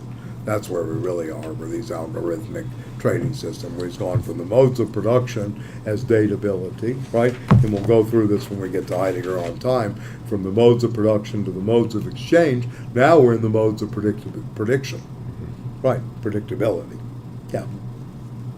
you know why there's not going to be a revolution now, even though the conditions have been there since many, many years, is that, Trump has made, 30% of the people, that could take action, could begin to build a new political party. Their 401ks are 30% better than they were, a year ago. Think about this. Think about this. When people go to look, So they're pining for the I Cold made War. $100,000 on my my 250,000, right? Yeah. It depends on where you are in that and how you allocate and all of these things. But this is very much part of the mode of prediction and how this works. Now, if there's a crash, in a way, I don't buy that. I hear that Rick Wolf, Yanni Varoufakis now, that capitalism is ready to collapse. Yeah, Varoufakis more than Wolf and that group and other people that talk about this. What's the guy's name that?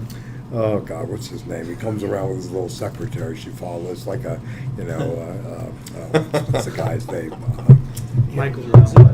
No, Michael Hudson doesn't do that. No, Michael Hudson's smart. He doesn't think capitalism is going to collapse. Oh God, what's the guy's name? He was a Marxist economist, very economic determinist. He shows up and then he leaves, after he says his thing. No, not Leo. Kleinman? No. Kleinman, Andrew Kleinman. Yeah, Andrew Kleinman. Yeah. Inevitable. It's here. I have the proof. Right. And He he doesn't think it's going to collapse. No, Panic is much more. No, Leo's got some different takes on this. He's grown a lot over the last 5 years. I think he reread Poulin's Us in a good way. Yeah. Anyway. Well, I have to say, it's really weird that Making of Global Capitalism Yeah. is a fantastic book, but it doesn't mention slavery once, and I don't understand how you could. Oh, I agree with you. Like it's just. Have you read this guy, Edward Baptist? Have you No, read the but book? I have the book. You have it? which is Yeah, big. okay. Yeah, it's big, yeah. Yeah, I'll be interested to hear what you have to say. Yeah, this is anxiety at work. It's big, man. It's looming large. Yeah. The other. But I'm like, how are you gonna write that whole thing without even once? What's that? Nothing. The Panish thing. The Making of Global Yeah, I was Capitalism? talking about it with Kazembe, and I was like, It's almost like he thinks about it since the 20th century, right? Like nothing happened No, he's before. talking about that's an institutional Marxist approach. It's from the standpoint, if you will, of institutional Marxism, the Making of Global Capitalism. He's trying to show institutionally how capitalism became globalized. And he's but looking even at Federal Reserve, he's looking at all these But he things, the doesn't World talk about Bank, the IMF. colonialism. He starts No, at the no, 20th and he has century. no sense of subjectivity. Yeah, it's all He's 20th Canadian, century. Canadian, right? Yeah. He is Canadian. I'm just Winnipeg. The American I colloquial- want you to separate Canada out from Quebec, though. Since my two favorite, I'm using the colloquial- one of the women colloquial friends expressions for outside of slavery. New York, or One of the Quebec, one of once the Quebec. colloquial expressions for slavery in America is the peculiar institution. So even mean if he Kenneth was thinking Stamp? that way, Yeah, he would be I even like, read that book at 14. I mean, I'm just saying. I mean, Yes, of course. He also defends capitalism Actually- in a certain sense. When we had that talk at the Left Forum, You he were on the was like, panel with yeah, him, he I was like, remember well, that. social democracy, it's not 1917. It's like, then we shouldn't do any politics then, if the moment is not like 19, Well, what he I mean? did the Like, same thing with Greece. We got into fights in Greece. When we were in Greece, we got into He's a fights. social democrat. You know, well, I was there with Hillary Wainwright. That's worse than the Tanner- Nazis. Tanner- Heidegger would probably agree. But anyway. They killed Rosa Luxemburg. Yeah, well, they did. He didn't. Heidegger didn't kill Rosa. He would This be is a appreciative, different issue. It doesn't but matter. he would have been appreciative of Rosa. Right. Yeah. Anyway. Yeah. No, I hear you. The Making of Global, but again, the intention there. First of all, it's lacking. You should write a review for us. Well, I promised him a review if you want to do it. Why is slavery and colonialism left out? And I'll add a dimension of why is subjectivity left out too. They have no, none of this is in there. And this is a limitation, if you will, of that kind of scholarship. That's based on Peter's teaching it, by the way. It's a problem. In his class, yeah. On Thursday nights, about 6 weeks from now at the Graduate Center. Yeah. He's teaching Panish's book? Go to the class, yeah. It's one of many, but yeah, they're using that. World Systems too. Oh, okay. Yeah, it's using the introduction to world systems. That's how we discovered Wallerstein's nice comments about Stanley's critique. Yeah, it's in the introduction. I know world systems, but in the introduction to world systems, I'm not a fan of. I don't like world systems analysis at all. Yeah. Peter's teaching world systems. Well, it's part of the syllabus, but it's his class on the state and capital and something else. I forgot that. But no So Heidegger. different it's views an- of the state. Or capital in relations to the state. Yeah. And Is Making Lenin of on the global capitalism. He doesn't have Lenin on the syllabus. Give me a break. He doesn't have You know, Only you and He's I a would big do brother. that. Yeah. Right. But he has Poulin's Us. He has Choukalos, actually, the piece from Situations on the deregulation of morals. Yeah. He's a little bit of a Greek nationalist. Who's that, Peter? He is a Greek nationalist. He is a Greek nationalist. He is. No, it's true. True. Yeah. he likes the Libyans too. Well, who doesn't like Gaddafi? I like that. When I was on Costos, the joke about me, I know the joke's about you, but the jokes about me were that I'm going to swim to find the remains of Gaddafi. Because every day I'd say, how far is Libya? So they made a joke of it in the square. Michael's looking for the remains of Gaddafi, right? Because Libya is the closest place to Costos, to the island, yeah. All right. Well, let's go back to anxiety. I see what it produces. Right. So, okay. Yeah. So let me skip a little bit here, though. So it is about nothing and nowhere. The recalcitrance of what anxiety is about. The world as such. The world as such. So remember, we talked a lot about earlier. If you want to go back to the chapter on worlding and worldhood, right? This is another thing that be good to look at, right? The other insignificant, which makes itself known in the nothing and the nowhere. I like this. Known in the nothing and nowhere. This is Beckett, man. This is very good. Known in the nothing and in the nowhere. Okay? It's amazing translation. Yeah. Does not signify the absence of world, but means that inner-worldly beings in themselves are so completely unimportant that, on the basis of this insignificance of what is inner-worldly, the world in its worldliness is all that obtrudes itself. What crowds in upon us is not this or that, nor is it everything objectively present together as a sum. You don't have an overwhelming, in a way, you could write a critique here from Heidegger's point of view on the oceanic feeling that Freud recounts in Civilization and its discontents, which he got from Father Oscar Pfister. The oceanic feeling was the religious sublime that overtakes, that engulfs and overtakes you. So anyway, but the possibility of things at hand in general, that is the world itself. So anxiety, possibility raises anxiety. This is interesting, right? Remember, possibility is higher than actuality. It's the possibility, right? The future being ahead of oneself in the attunement that begins to disclose the anxiety. When anxiety has subsided, in everyday talk we say, it was really nothing. This way of talking gets at what it was ontically every day. Take care of the thing at hand and talking about it. That about which anxiety is anxious is not inner-worldly things at hand, but this not anything in hand, which is all that everyday circumspect discourse understands, is not completely nothing. And keep this in mind. The nothing of handiness is grounded in the primordial something in the world, right? The world, however, ontologically, essentially belongs essentially to the being of Dasein as being in the world, right? So if what anxiety is about exposes nothing, that is, the world as such, that means that about which anxiety is anxious is being in the world itself. So in some ways, if one is in denial about one's existential anxiety, one has forgotten that one is a being in the world, or you're being in, right? This, again, the crucial preposition, being in. You're in a world being. It's an interesting right? footnote, right, Yes. that Heidegger adds.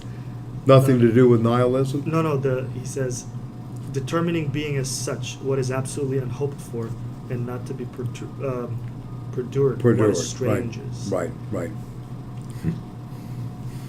Right. Being anxious discloses, both primordially and directly, the world as world. So we begin to see this worlding world at work, right? It is not the case that initially, and remember we talked about world as a priori, non-experiential in some ways. You're disclosing what is not really, quote, just directly experienced. It is not the case that initially we deliberately look away from inner-worldly beings and think only of the world about which anxiety arises, but anxiety is a mode of attunement. First discloses the world as world. However, this does not mean that the worldliness of the world is grasped, or conceptualized in anxiety. Better conceptualized than grasped, but I see what she's doing. Anxiety is not only anxiety about, but it is also at the same time as attunement, anxiety for. So it's interesting, you're not anxious or you have anxiety about something, you also have anxiety for something in this existential, ontological way. That for which anxiety is anxious is not a definite kind of being and possibility of design. The threat itself is, after all, indefinite, and thus cannot penetrate threateningly to this or that factually concrete philosophy of potentiality of being. What anxiety is anxious for is being in the world itself. In anxiety, the things at hand in the surrounding world sink away, and so do interworldly beings in general. The world can offer nothing more, nor can the Dasein of others. Thus anxiety takes away from Dasein the possibility of understanding itself, falling prey in terms of the world in the public way of being interpreted. It throws Dasein back upon that for which it is anxious. It's authentic. It's really what you're anxious about is being authentic. Yeah? This is interesting. What anxiety is rooted in on the ontological existential ground is really that you're not really, this is an old Greek thing, you're not living in the world to your potentiality, to the possibilities.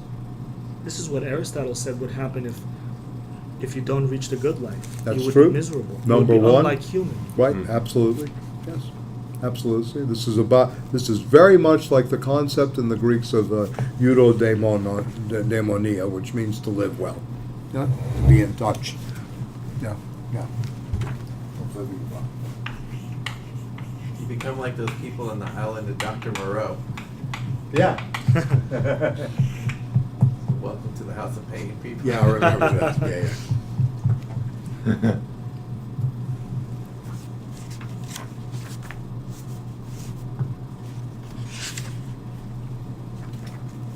There's a Okay. weird part in that Zizek documentary where he Who's wants to this? get Astrid?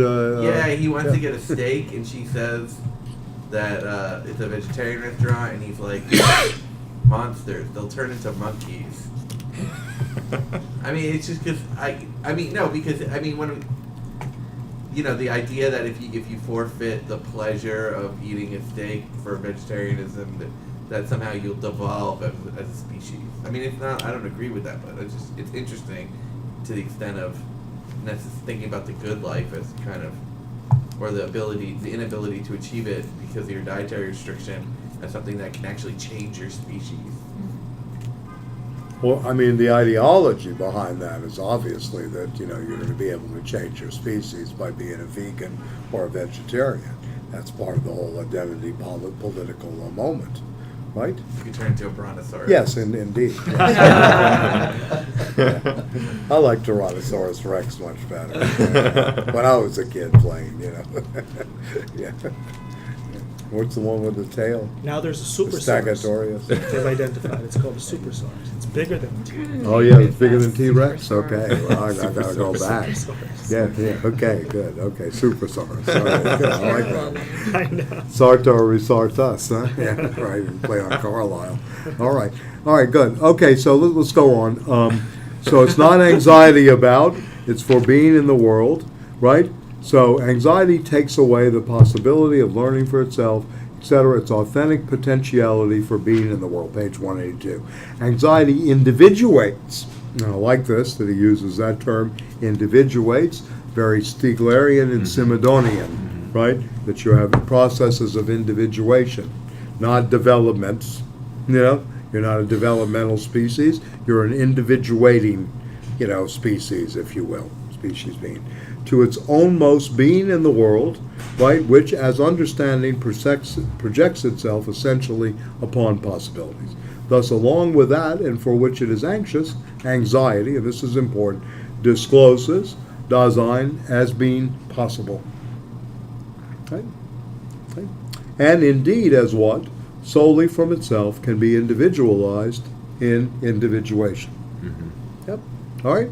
This is good. I mean, in a way, you can think of revolution and rupture in these kind of categories, right? In many ways. I mean, what ultimately is revolution as a possibility, right? And what anxiety does that, provoke, right? I mean, or what is being provoked there as the being possible of something, right? Anxiety reveals in Dasein its being towards its own most potentiality of being. And again, the Greeks, you did not live in conformity with the soul. The old language was the eudaimonia. If you strayed from that, you had the potential of becoming sick. This was the origin of a kind of pathos, a pathology. There you Right? go. Yeah. The whole thing. Right, right. So you have this possibility. If you're not living to the possibility, or you're not taking that into account, you're obviously, going to become sick, right? So the whole thing of psychosomata, hypochondria, the whole notion of quote unquote, I hate this term, mental illness, whatever that means, because that refers to as something in the brain, it's mental, it's not a totality, and what does that mean, all these kind of things, etc. This is a kind of way of encountering that, right? Yeah, in a way. Because the anxiety is that people become sick, right? Because they have lost possibility, right? Yeah. And they have lost that attunement towards that possibility. Okay? This is what that's about. Yeah. And unhappiness, misery, all these things would follow from that. Because this was also a notion of happiness in the old Greek sense, this eudaimonia. Daimonia was the inner self, the inner soul, as it played out, right? This was, and Socrates had the daemon.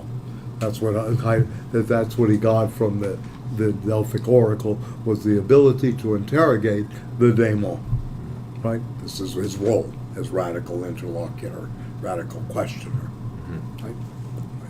right? Anxiety brings Dasein before, here's your Kafka, before it's being free before the law, in the trial. Someone must have framed Joseph K. For one morning he found himself arrested. Right? This door is for you, and only for you, right? In Kafka's trial, right? The authenticity of its being is possibility, which it is always already is. But at the same time, it is this being to which Dasein, as being in the world, is entrusted, right? That about which anxiety is anxious reveals itself as that for which it is anxious. That again, being in the world. The sameness of all that about which and that for which one has anxiety extends even to anxiousness in itself. For, as attunement, anxiousness is a fundamental mode of being in the world. The existential sameness of disclosing in what is disclosed, so that in what is disclosed, the world is disclosed as being in, individualized, pure, thrown potentiality for being, makes it clear that with the phenomena of anxiety, a distinctive kind of attunement has become the theme of our interpretation. Anxiety individualizes and thus discloses Dasein as solipsism. This existential solipsism, however, is so far from transposing an isolated subject thing into the harmless vacuum of a worldless occurrence that it brings Dasein, in an extreme sense, precisely before its world is world, and thus before itself as being in the world. Again, everyday discourse and the everyday interpretation of Dasein furnish the most unbiased evidence that anxiety as a basic attunement is disclosive in this way. We have said earlier that attunement reveals how one is, and in anxiety one has an uncanny feeling. Here with anxiety, the peculiar indefiniteness of that which Dasein finds itself involved in anxiety initially finds experience. The nothing and again the nowhere. Right? The nothing and the nowhere. But uncanniness means at the same time not being at home. The uprootedness, the homelessness. Nietzsche wrote an aphorism, we the homeless ones, we the fearless ones. It's all Nietzsche. So you can see some of the influence, that's working here. Yeah. And the clarification of the existential meaning of being in contradistinction to the categorical signification of insideness. Being in was defined as dwelling with, being familiar with. This characteristic of being in was then made more concretely visible through the everyday publicness of the they, which brings together tranquilized self-assurance. This is our union today. Tranquilized self-assurance. We will go on, we will not get fired, Please leave us alone. Being at home. Being at home with all its obviousness. Please let me just eat my pasta in peace. Into the every average dayness of Dasein. Anxiety, on the other hand, fetches Dasein back out of its entangle, and this is interesting, huh? Security versus anxiety. You know? Yeah, right here. Yeah. Right? Fetches. I like this fetch, right? Dasein back out of its entangled absorption in the world. Everyday familiarity collapses. Dasein is individualized, but as being in the world. Being in enters the existential mode of not being at home. The talk about uncanniness means nothing other than this. Okay? So the uncanny is being produced by this anxiety. And I don't know if some of you know in literary theory, I know Jeremy knows this, that the Russian movement of the formalists had a term called ostronomy, right? Ostronomy, which was defamiliarization, which was very close to the uncanny, right? And this was in the work of Boris Eichenbaum, you know, and in particular the formalist method in literary criticism. You know about that? You know, defamiliarization and. I know some Russian criticism, but I've never heard of Eichenbaum. Okay. What kind I've of heard of Marxist are you? formalism. Okay. He's known as Jakobson, Schlossky. Bobtine, all Do you know Shlovsky? But I'm saying Who? people don't know Eichenbaum. They don't know Schlossky. Victor Shlovsky? Yeah, you never like if you learn about Russian formalists in school, they do Schlossky and Only Shlovsky. well they'll do things on Mayakovsky even though he's not a He's not a but formalist. formalists like him. They do like So him. that's but you don't learn about the person you're talking about. Boris Eichenbaum. Yeah. Okay. Jakobson. I mean, some people might, but Jakobson it's not was. anthologized. Yeah. Okay. Like He's not Eagleton wouldn't anthologized. Okay. anthologize it in the Marxist literary criticism. He's book. not. Eichenbaum's not in the Marxist literary criticism. No. And Victor Shlovsky is, huh? Yeah. You know what they used to say during the show trials, huh? To the literary critics when they wrote, "Are you a student of Shlovsky?" And that was a way of getting you in big trouble if you said yes. You had to be very well prepared. Were you a student of Shlovsky? This was a phrase that was used by the tribunal also, a lot. So it goes to show you that kind of threat of the uncanny and the defamiliarization. Anyway, yeah, going on, right? Not being at home. Right. Where were you? Have you ever read the novel by Max Frisch, I'm Not Stiller? I think that's one of the greatest literary representations of the uncanny.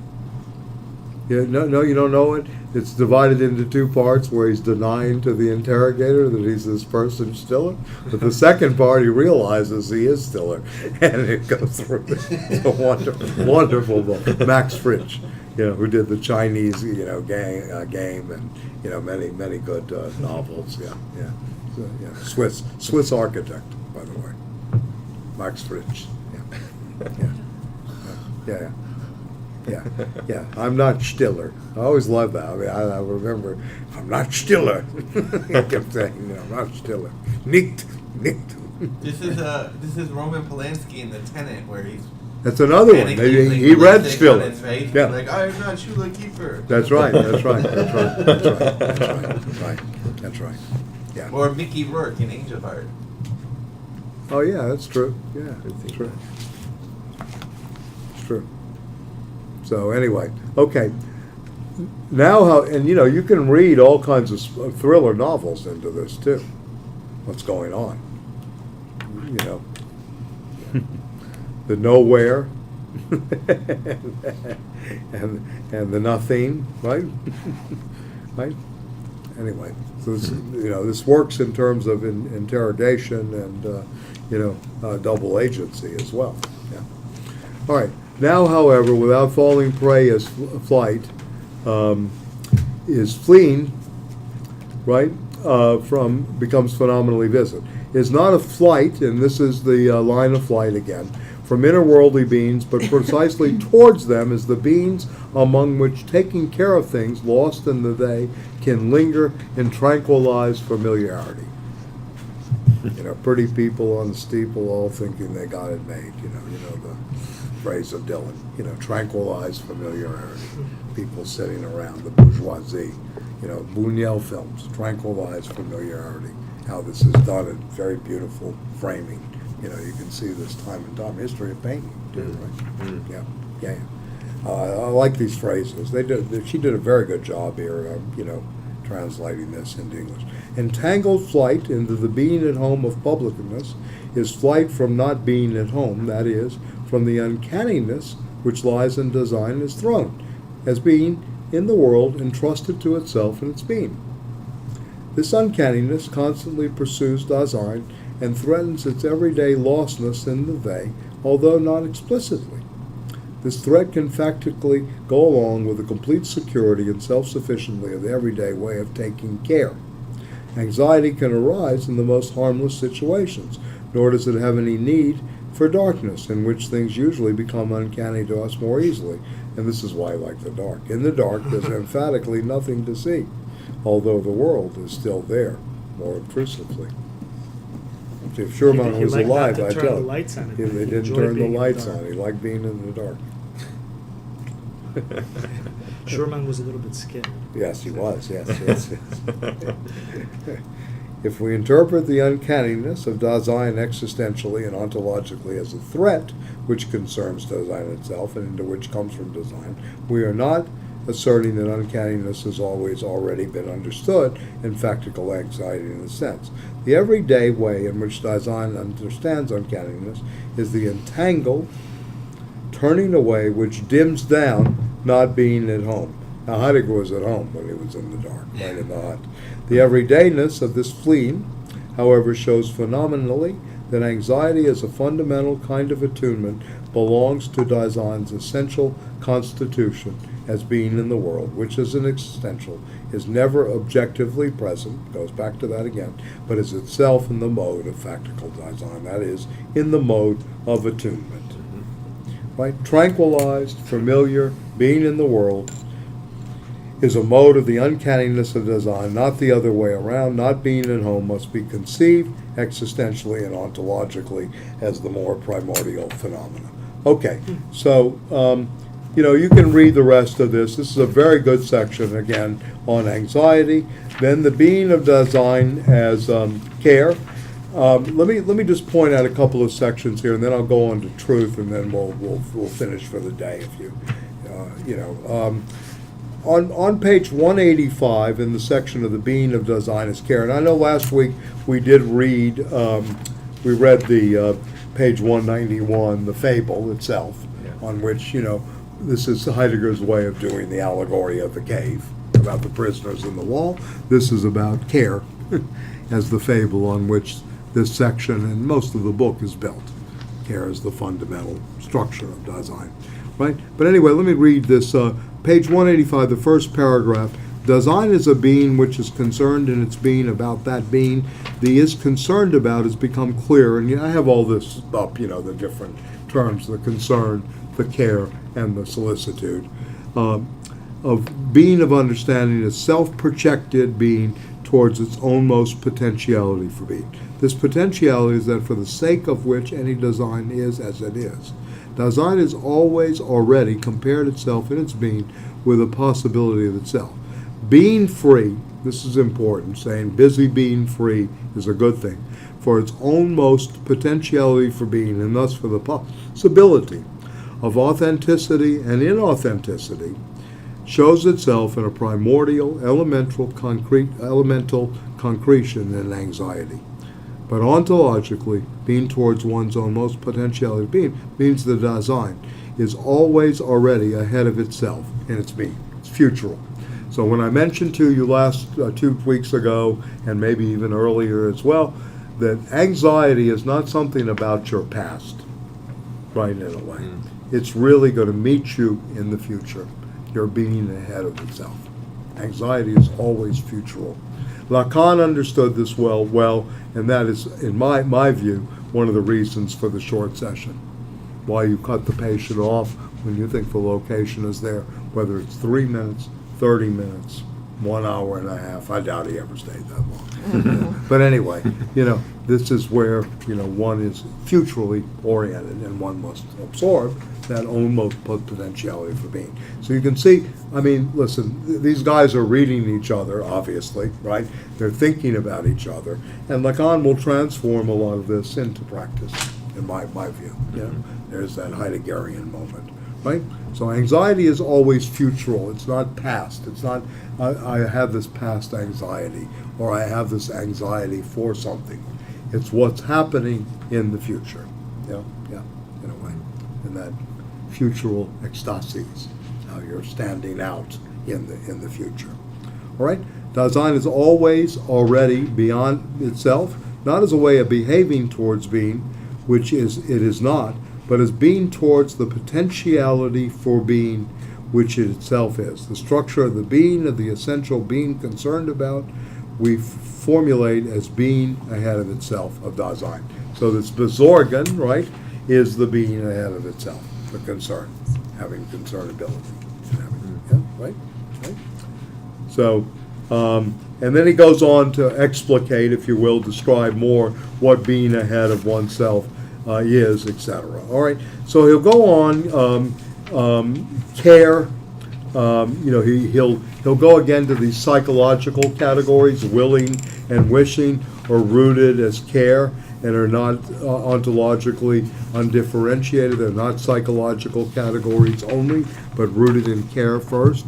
And anyway, as a primordial, page 187, I'm just trying to highlight now. Care lies before every factical attitude and position of Dasein. That is, it is always already in them as an existential a priori, right? Thus, this phenomena by no means expresses a priority over practical, over theoretical behavior.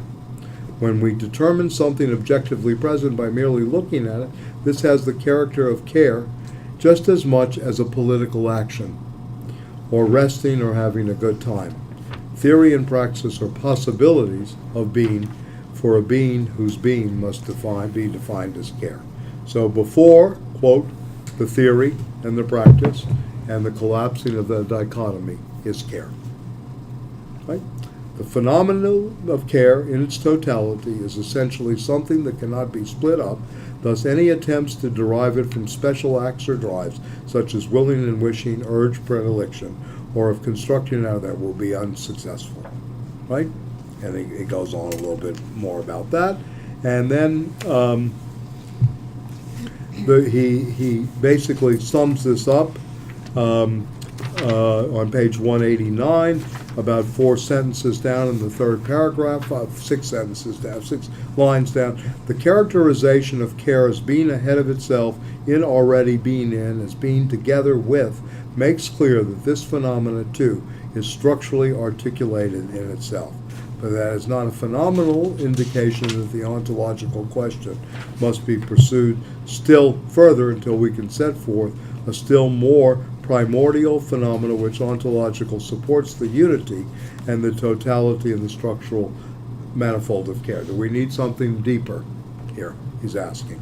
Before we follow up, we need to look back and appropriate more precisely what has been interpreted up to now with the intention, but we must show what is ontologically new in this interpretation is really ontologically old, rather old.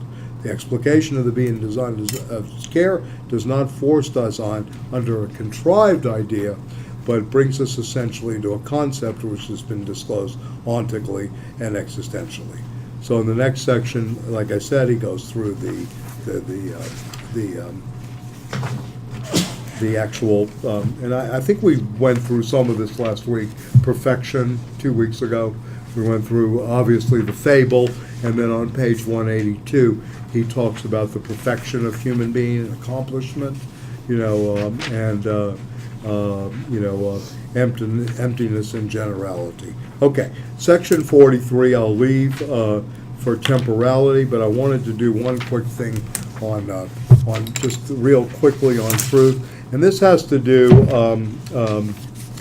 let me just do this. 43 is concerned with two philosophical movements, realism and idealism. And just as working definitions, this is a much longer story to do, 2 or 3 weeks on. Heidegger is basically takes the side of idealism in that section. For realism,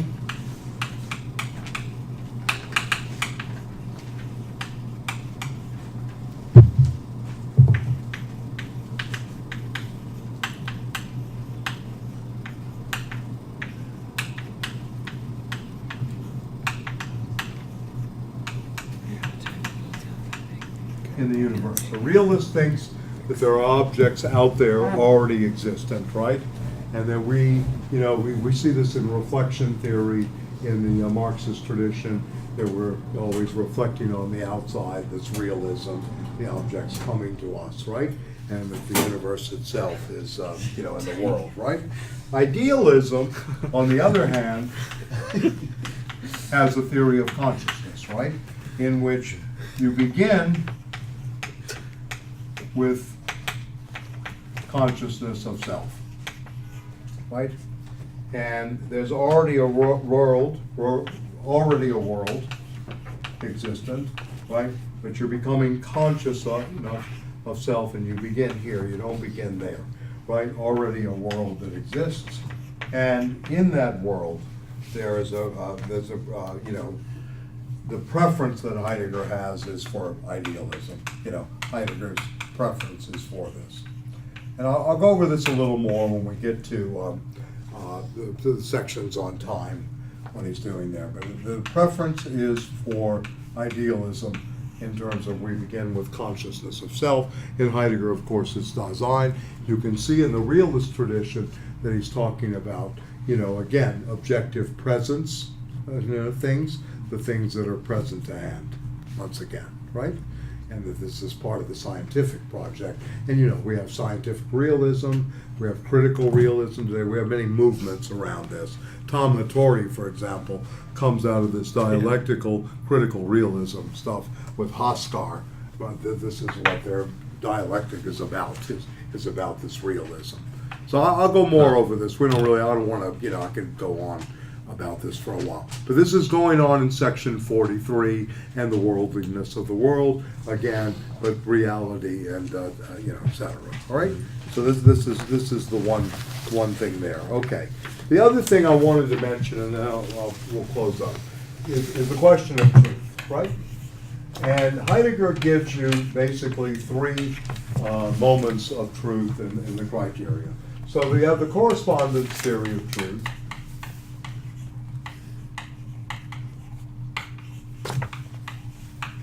coherence, right, and the pragmatic. These are the three basic notions in the history of philosophy about truth, right? Right. The criteria here is propositions must correspond to the facts.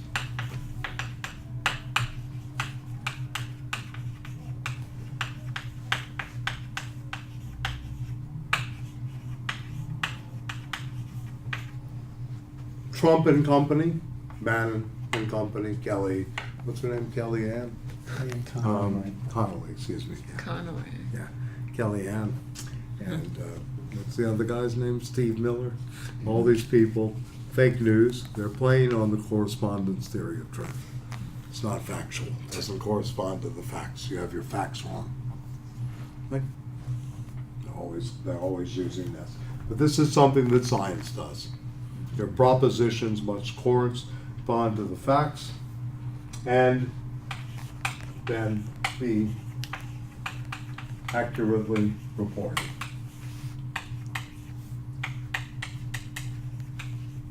You want to follow up on this. He does some of this in Being and Time. He does this also on the essence of truth in an essay. You'll go through especially the correspondence theory of truth. And at the beginning, actually, of Building, Dwelling, and Thinking in another essay. The coherence theory of truth has to be consistent as a proposition and coherent, makes sense, right? In an extensive, I would say, body or theory of knowledge, right? A pre-existent body of knowledge. This is an this could be called epistemological truths or epistemological truth, right? The coherence theory. The correspondence, the proposition must correspond to the facts, be adequate to the facts, and accurately reported. The coherence theory of truth, it must be consistent and coherent in an extensive theory of knowledge already that's out there, right? So this is an epistemological question. You know, Rick Wolf's book, for example, with Resnick, Knowledge in Class, it kind of goes on the coherent theory of truth, if you want to look at it this way. And then finally, the pragmatic is basically if something is useful,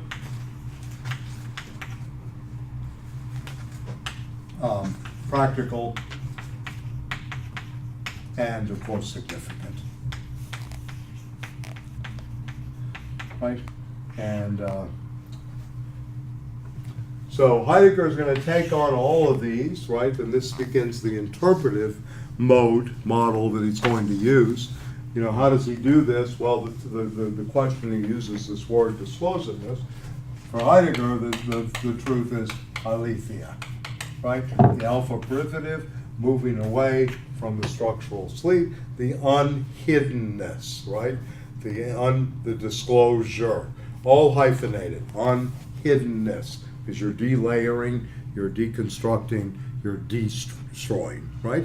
So the aletheia is the interpretive model, right? Against these notions of truth. This is part of the tradition that he's going to take on. Very well aware of this, right?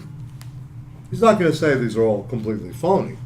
They use propositions. One uses it in correspondence. This is the way most people think.